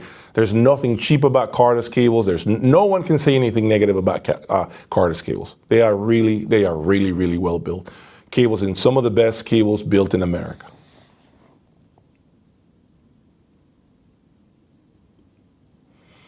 All right, so I'm going to pivot now into the second part of this video. That is affordable amplifiers that I have owned in the past that you can buy in the secondhand market, okay, and that I can tell you right now you will be very happy to own. Now, they're not going to be $1,000, okay? I just don't play with that level of gear. I'm being honest here. So if you're expecting $2,500 amplifiers, you'll never get that out of my channel, okay? I'm going to give you amps that you can buy in the secondhand market for a good deal, okay? That is way less than I normally spend here, that I think you could be really happy with, okay? So let me give you 3 amplifiers, okay? Amplifier number 1 that you can buy for approximately 10 grand, 10 to 12, secondhand market. And I know these numbers off the top of my head, by the way. That's how much digging I do in the secondhand market. That's how much I know that I know my 6th sense knows exactly what things sell for in the secondhand market. So M10X from Luxman, $10,000 to $12,000. The M10X to me, not only does it give you the ability to flip the switch in the back and turn it into a mono, giving you far more power than the stereo sibling, okay? The M10X brings you reliability, looks, great construction, a very euphonic sound, meaning it's a very, very smooth, very detailed type of music. The sound never sounds hard-edged, very, very like analytical, in your face. It's a very soft, non-aggressive type of sound, okay? I think the M10X has tremendous potential in mono configuration. So if you buy the stereo, please plan ahead. Put it in your head that you are going to eventually buy a second M10X and flip the switch on the back and turn them into monos, okay? They sound far better in mono than they do in stereo. The M10X with the matching, you can go with the latest preamplifier, I think it's called the C10X, or you can even buy the affordable C900U, which was a great preamplifier. You can probably buy that for about $5,000 today, already fully depreciated, okay? And use a C900U with the M10X. It's worked really well with B&W speakers. It works, actually works really well with Wilson Audio speakers, if you have Wilson Audio speakers. Focal, I think, got a little too hot for my taste with Focal. What else? It would work well with a lot of speakers out there. I can't think off the top of my head. You have to set up a consultation with me so we can talk about, you know, what combos goes really well with Luxman or any other brand. Okay. So again, M10X from Luxman, $10,000 to $12,000. Buy the C900U. If you cannot afford the matching preamplifier, that's another $5,000, $4,500. You got something for about $15K right there that you could be very happy with. And eventually just buy a second M10X and turn them into mono, and you have a really good high price performance proposition. Really incredibly value performance proposition. Okay, so that's one recommendation I have for you guys that are looking for deals. Another amplifier that I think really delivers a lot of performance and is now discontinued, believe it or not, I would say would be the Constellation Audio Taurus amplifiers. They are discontinued, okay? But make no mistake, that amplifier is a fantastic performer. You can buy the stereo for approximately probably $8,000, $8,000 to $10,000 today, used. It's got far more bass, more control, bigger soundstage than the Luxman does. Stereo versus stereo, that is, okay? It definitely can drive more speakers in stereo form than the Luxman M10X can drive in stereo mode. So if your speakers are, a bit power hungry, you might be better with the Constellation Taurus stereo.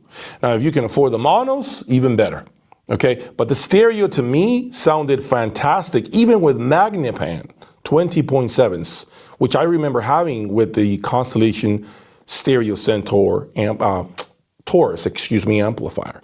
So one of the biggest attributes of that amplifier is it's got a lot of power to handle a lot of different speakers out there.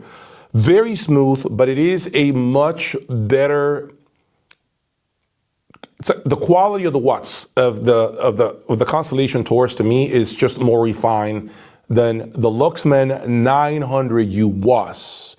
But they are now on par with the M10X. Okay, they're very refined amplifiers. Again, great, smooth, high frequencies, really good vocals. I do think that the Constellation's Taurus stereo has more grip on the woofers than the M10X does.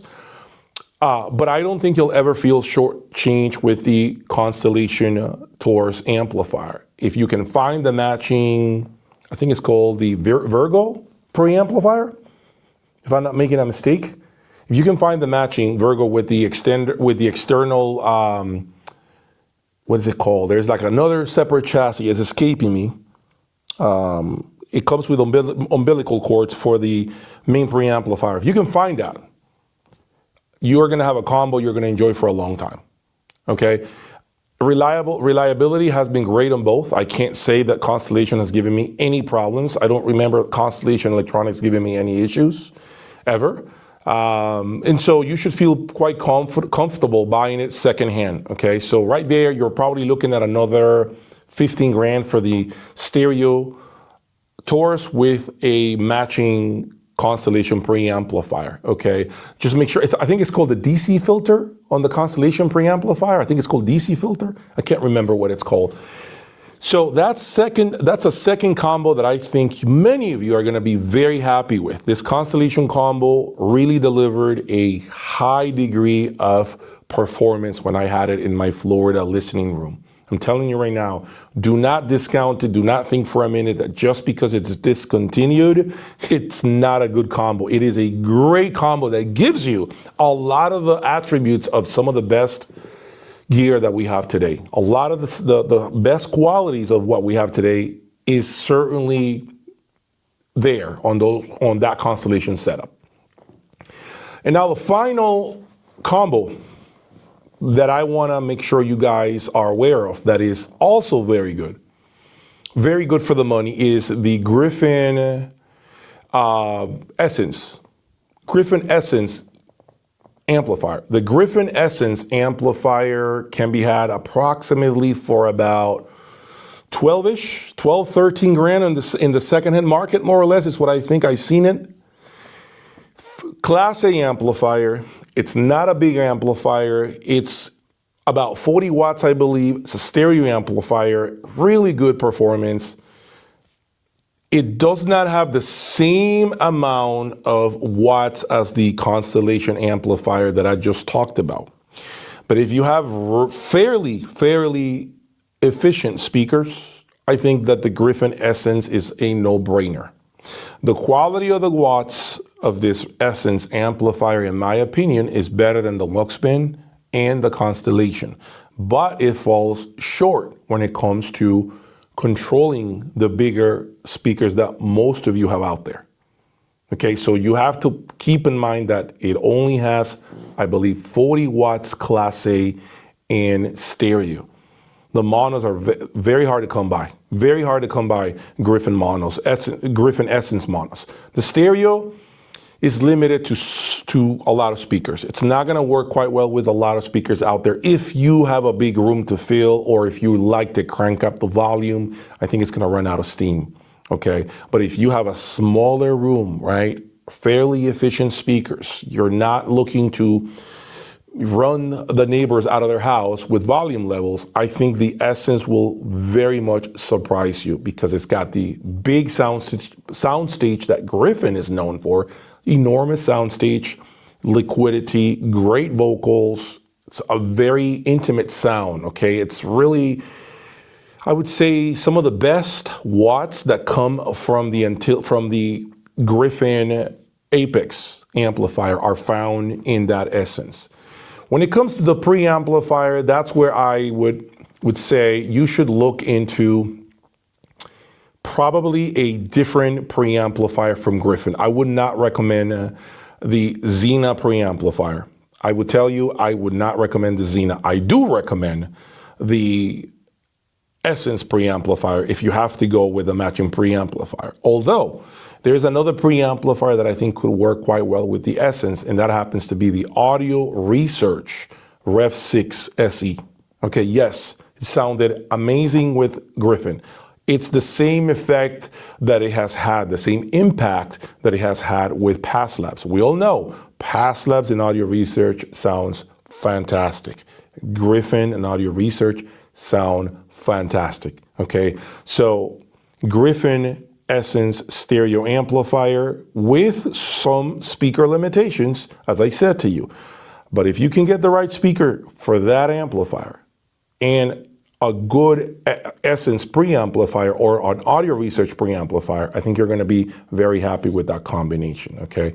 So those are the three top recommended HiFi components or combos that are already depreciated that you can find for, Not a lot of money, relatively speaking. Okay, I know some of you are still going to complain about $15,000, but I'm doing my best here to give you different type of options that you can bring into your listening room and be very happy with it. Now, if I left out other things that you may want my opinion on, set up a consultation with me. Set up a consultation with me. This is why I do those things. Instead of spending, all this money buying electronics, shooting darts in the dark like this, not knowing if it's going to stick, why not just pay me my consultation fee and let's have a chat so that you're not making all these crazy mistakes. You're making all these mistakes. I guarantee you're going to lose a ton of money if you buy the wrong stuff. When you have to list it, I just told you what's happening in the secondhand market. You're going to lose a hell of a lot more than $250, which is what my fees are to talk to me for an hour on a video call, okay?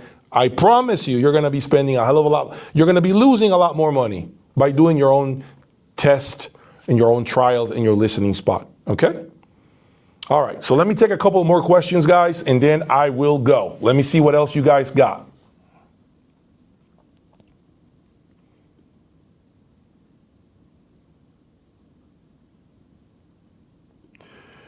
What changes have you noticed compared with the previous year? For example, are there more tube amps, horns, and so on?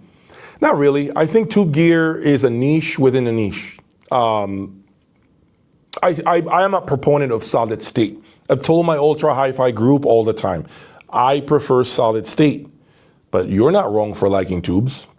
Nothing wrong with that. I just like solid state. The problem is tube gear is harder to resell. Always harder to resell. Most people out there say it's more unreliable. There's a lot. First of all, you have tubes which break. As you know, they're highly unreliable. Most tubes are anyway. You always have to have a backup set of tubes. Then you have sometimes issues with balancing where one of the tubes is not performing well, so now you lost balance. You get more volume only out of the right speaker instead of the left speaker. You're getting buzzing sounds. You're getting hissing noises when tubes are starting to tap out. These are challenges that come with tube gear. I want none of that. The last thing I want is more headaches. That's why I don't buy tube gear for my own use. But there's nothing wrong with it. I like the sound. It's very engaging. You can listen to tube gear for hours and hours on end. There's nothing wrong with that. Okay, but to answer your question, I do not see like an uptick when it comes to tube gear sales. It's kind of like turntables, tube gears and turntables. It's hard to sell a turntable, guys. It's hard. That's why the chances of you seeing a turntable here in my lab is very slim, because I don't have the time to now become a record collector, figure out what's the latest pressing, what should I be bringing in here, where can I buy them, I don't have time for that. I got a show to run. I got a live stream to conduct. I got videos to do. I got rooms to show you. I got phone calls to make. Customers to talk to. Then what happens is the turntable ends up sitting there by itself. That's why I don't think you'll see another turntable. Van der Steen speakers, I cannot give you a qualified opinion on Van der Steen speakers because I have never owned them. I have attempted to buy Van der Steen speakers in the past. Yes, unfortunately, that hasn't worked out for me. For one reason or the other. I do think that I will probably have some Van der Steens at some point because I've wanted to have exposure to the brand in my space, inside my listening rooms. I know it's an American brand. I know it has a lot of I want to say it sounds a little bit like Wilson Audio. I can't explain it. It does have this feeling like a Wilson Audio speaker. And so I want to kind of see how they approach time alignment.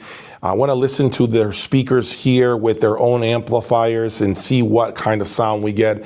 So there is definitely a curious side on my end to own a Van der Steen speaker, but I cannot give you an opinion just yet.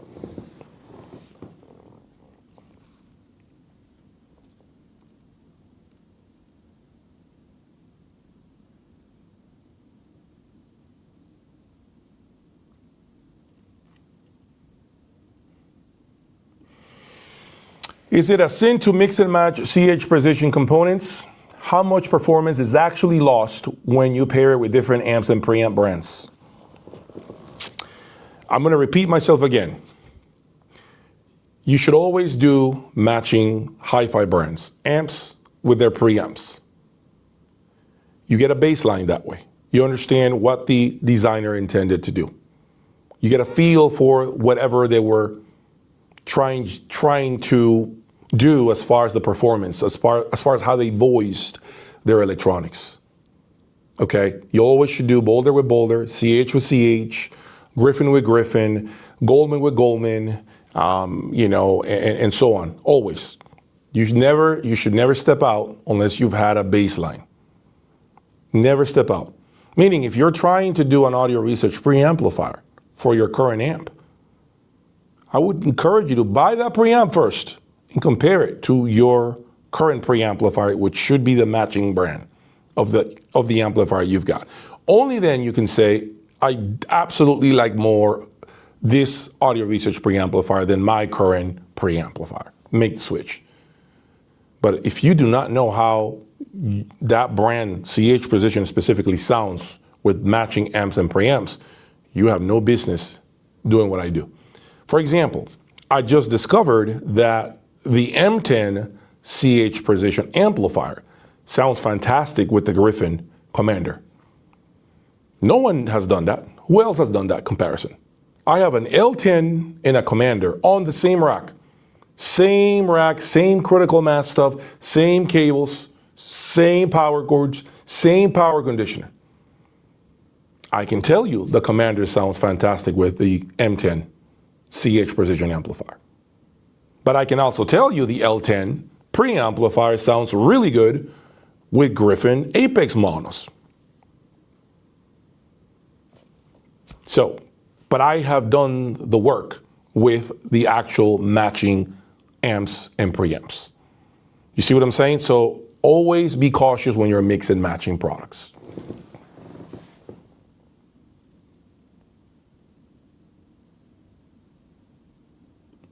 One more year, then it moves to March because of contract with other companies for March runs out after next year. Okay.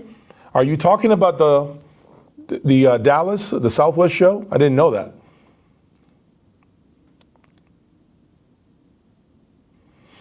Jay, I want to thank you for all the hard work you do. Many people cannot afford this kind of equipment, and thanks to you, they can at least learn a lot about specific product. Thank you. Appreciate you watching me.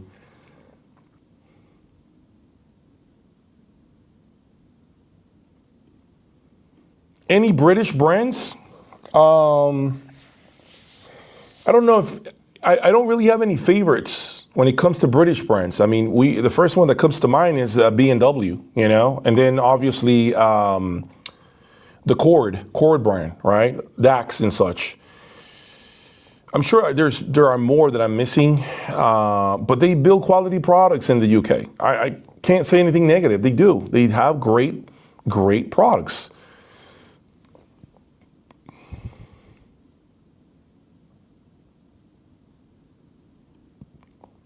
Oh, you're asking too much now, man. You're asking me now for top 3 integrateds. Okay, well, maybe someday, I will embark on that. If you have any other questions for me, okay, make sure you put them in the comment section. I want to make sure I plug, of course, my Facebook group. Okay, we're almost close to 1,900 subscribers or followers. I do a lot of things there. I just, for example, showed images. As a matter of fact, let me see. I'll bring you something special. I'll be back. Hold on. I'll be right back. I'll be back. I'm moving to the reference room that you guys have not seen.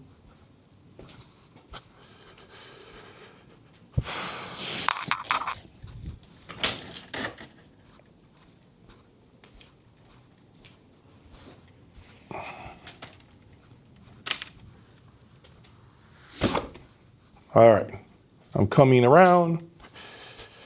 Just, for example, share this with my Facebook group.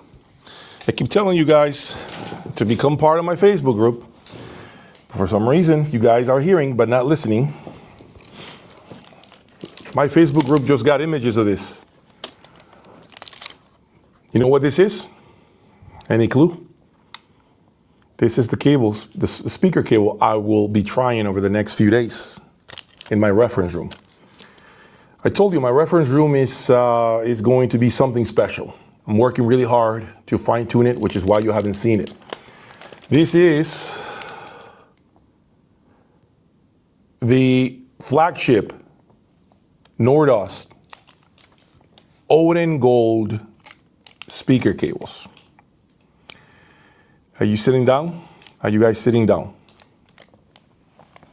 Okay. Put them around my neck, man. There you go.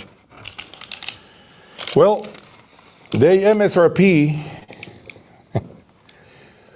for $105,000. What I have around my neck. You can buy a car. I can go to a local Corvette dealer and buy a 2026 Corvette Z06, which I'm dying to own. Okay. Or buy an here in Houston area. Speaker cable. Many things. The reality is, many have very critical. Okay. Many of you have been very critical of me charging to come and do the Jay's Audio Lab experience. This is the level of stuff you're going to see in that room. Okay? This is the level of stuff that you're going to see in that room. That's the reason why, guys. That's the reason why. Okay? It's not for the faint of heart. Very expensive stuff. I wanted to put this out so that you hopefully want to follow me after this on Facebook. My group already saw it. Become part of the Facebook community. It helps me grow. Subscribe to the channel. More than likely, you won't see another channel like this. I've said it a million times. You're not going to see Nordost Odin Gold by a YouTuber. You know that. You know what I'm saying? This is just, even for me. You know, my stomach still hurts. You know, it's not easy. It's a shame about the U.S. tariffs on European goods. It is, unfortunately. It is a shame. But, you know, we're not going to get into politics at the moment, right? You know how that ends. We don't want to do that. So, I will say this to you guys. When you put a system together, it is important that you connect with those that are in the know and that you're also talking to people that do it at a higher level than you do. Many opinions. I see all kinds of posts actually on a forum about me. A lot of opinions, people that may like or dislike what I do, which is fine. It's part of being a social media personality, an influencer. You're never going to be liked by everybody. That's okay. As long as you're watching me and listening, and even if you don't pay attention, that's fine. You're watching, you're clicking, you're giving me the view. I'm happy with that. I can thank you for that. I can thank you for at least giving me that. But at the end of the day, none of this shit matters if you guys don't follow me, if you guys don't support me. At the show here in Dallas, I was grateful. I was giving everyone attention. I was shaking everybody's hand. Everyone was really super nice to me, and I was returning the same thing to them. Remember what I said. The person you see behind or in front of the camera, I should say, is not the person you meet at a show. It's not. Many people that have met me at shows can probably chime in the comment section of this video and say exactly that.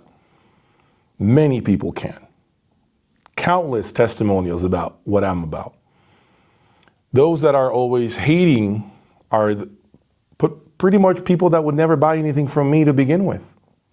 Their job is to get out of bed and figure out a way to hate on somebody for the day. That's their whole mission in life, to hate on people. That's their purpose in life, to hate on you, to hate on your success, to hate on whatever car you just got, or house, or watch, or shoes. That is their job. Remember that. So if you have haters right now that hate on you at your job, in your line of work, neighbors, because you're doing good, stop them next time. Stop them next time and tell them, if you're hating on me, I got a full-time job ahead for you. Tell him I said that. You repeat those words to the haters that you have. If they hate on you, you got a full-time job for them. That's all you got to be mindful of, okay? It's a good thing that you have haters. It's a great thing. That means they're acknowledging your existence. Worry when you have no noise about you, when no one's talking about you, when no one cares. That's when you worry. That's when you know you're not making enough noise. Remember that.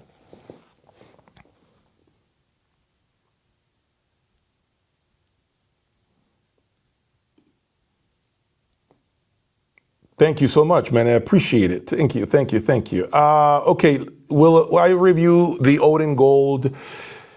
Yes, I have to review the speaker cable. This is serious, man.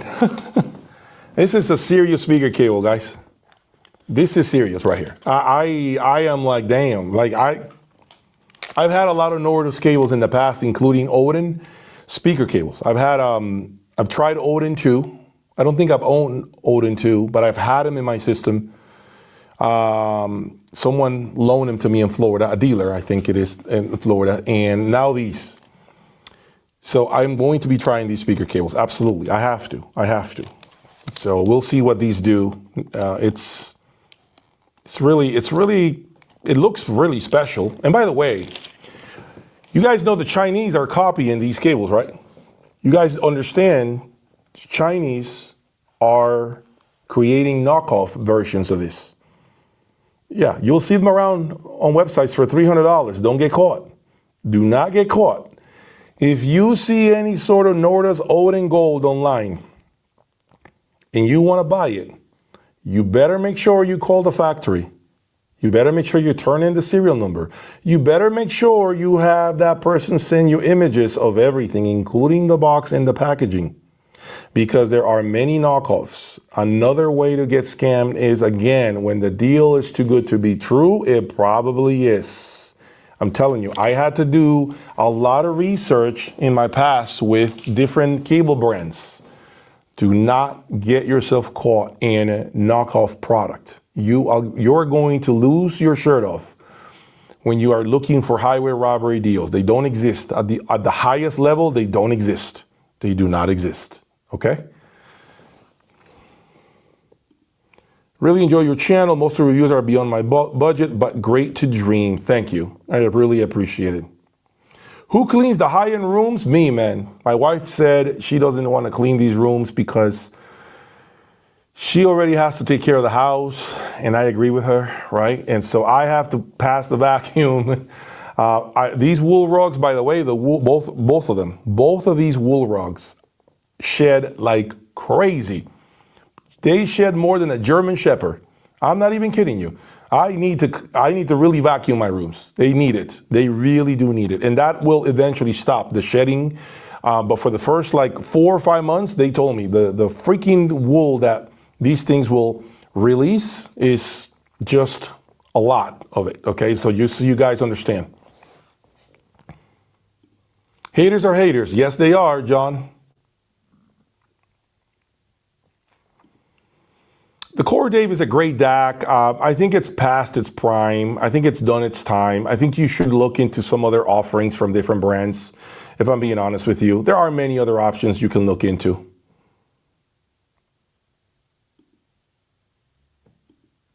Yeah, man, that's jewelry, right? Yeah.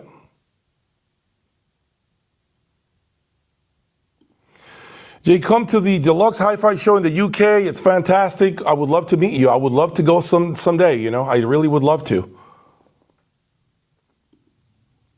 Yeah, it costs more money than your first home. It's true. A lot of people's homes sometimes don't even cost what these cables cost. It's ridiculous, guys. It's really ridiculous.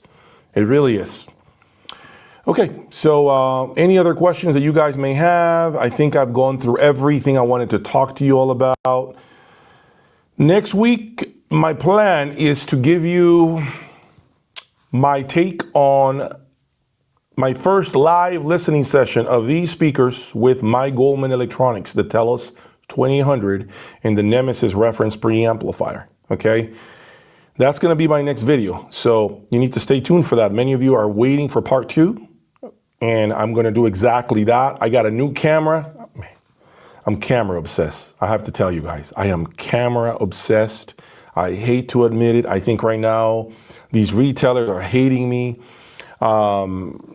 I am bringing a Nikon ZR camera tomorrow because I've been told this red video raw, format that it shoots in is fantastic. So I'm gonna shoot part 2 of that video with the new Nikon ZR camera tomorrow.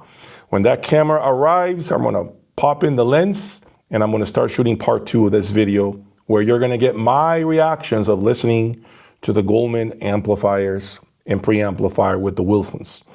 Okay, and and then continue to give you high quality content, give you, all the best sound possible, which by the way, this is another reason why I'm bringing that camera.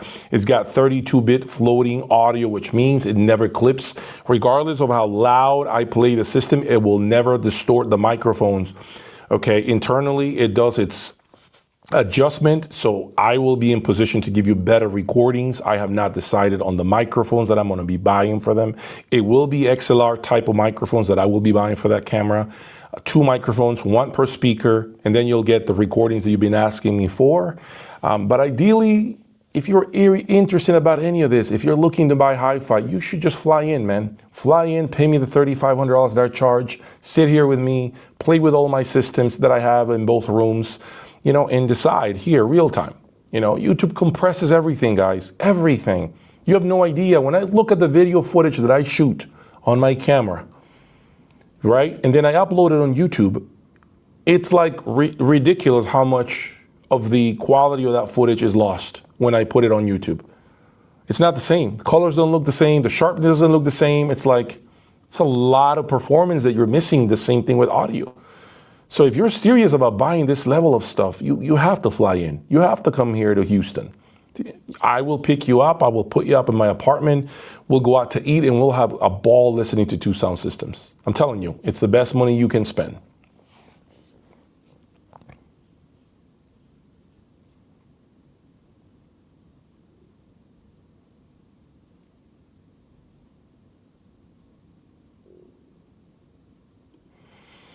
I doubt you sell much high-end prices are too high. I think you're built a room for yourself to hear yourself. Yeah, I mean, maybe you're right, Robert. I cannot argue your point.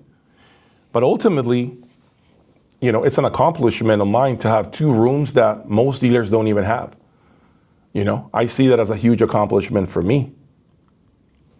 So there's nothing wrong with it.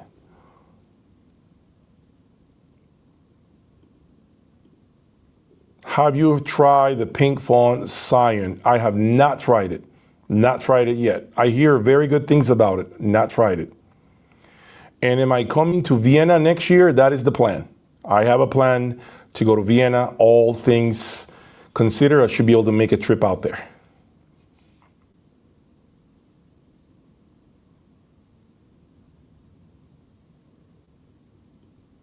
Okay, so you are correct about the haters. They're going to hate. Yep, if you have haters today, tell them they have a full-time job ahead of them. That's all you got to say. Say that. They'll stop hating on you when you tell them they have a full-time job ahead of them. Because they'll realize, why am I so mad spending so much energy on this fool instead of figuring out what else to do with my life? They'll go away right away when you say that. And with that, we wrap this up. This live stream has been great. Hopefully you guys enjoy these types of live streams. I'm going to try to do these more often on Sundays, if possible. And I am, by the way, going to be doing more cool things in the future. One of them will be releasing my reference room to you all. Expect those videos to drop soon in the near future. For now, that's all I have. Thank you for your support. Continue to support me. Go to my website for more ultra hi-fi gear. If you're looking for quality products, you're going to find them there. I promise you. And don't forget to subscribe to the channel and become a follower of mine on my Facebook group, Jay's Audio Lab. Look it up. It's in the link of the description of this video. Thank you guys for your support, and I'll talk to you all soon. Peace.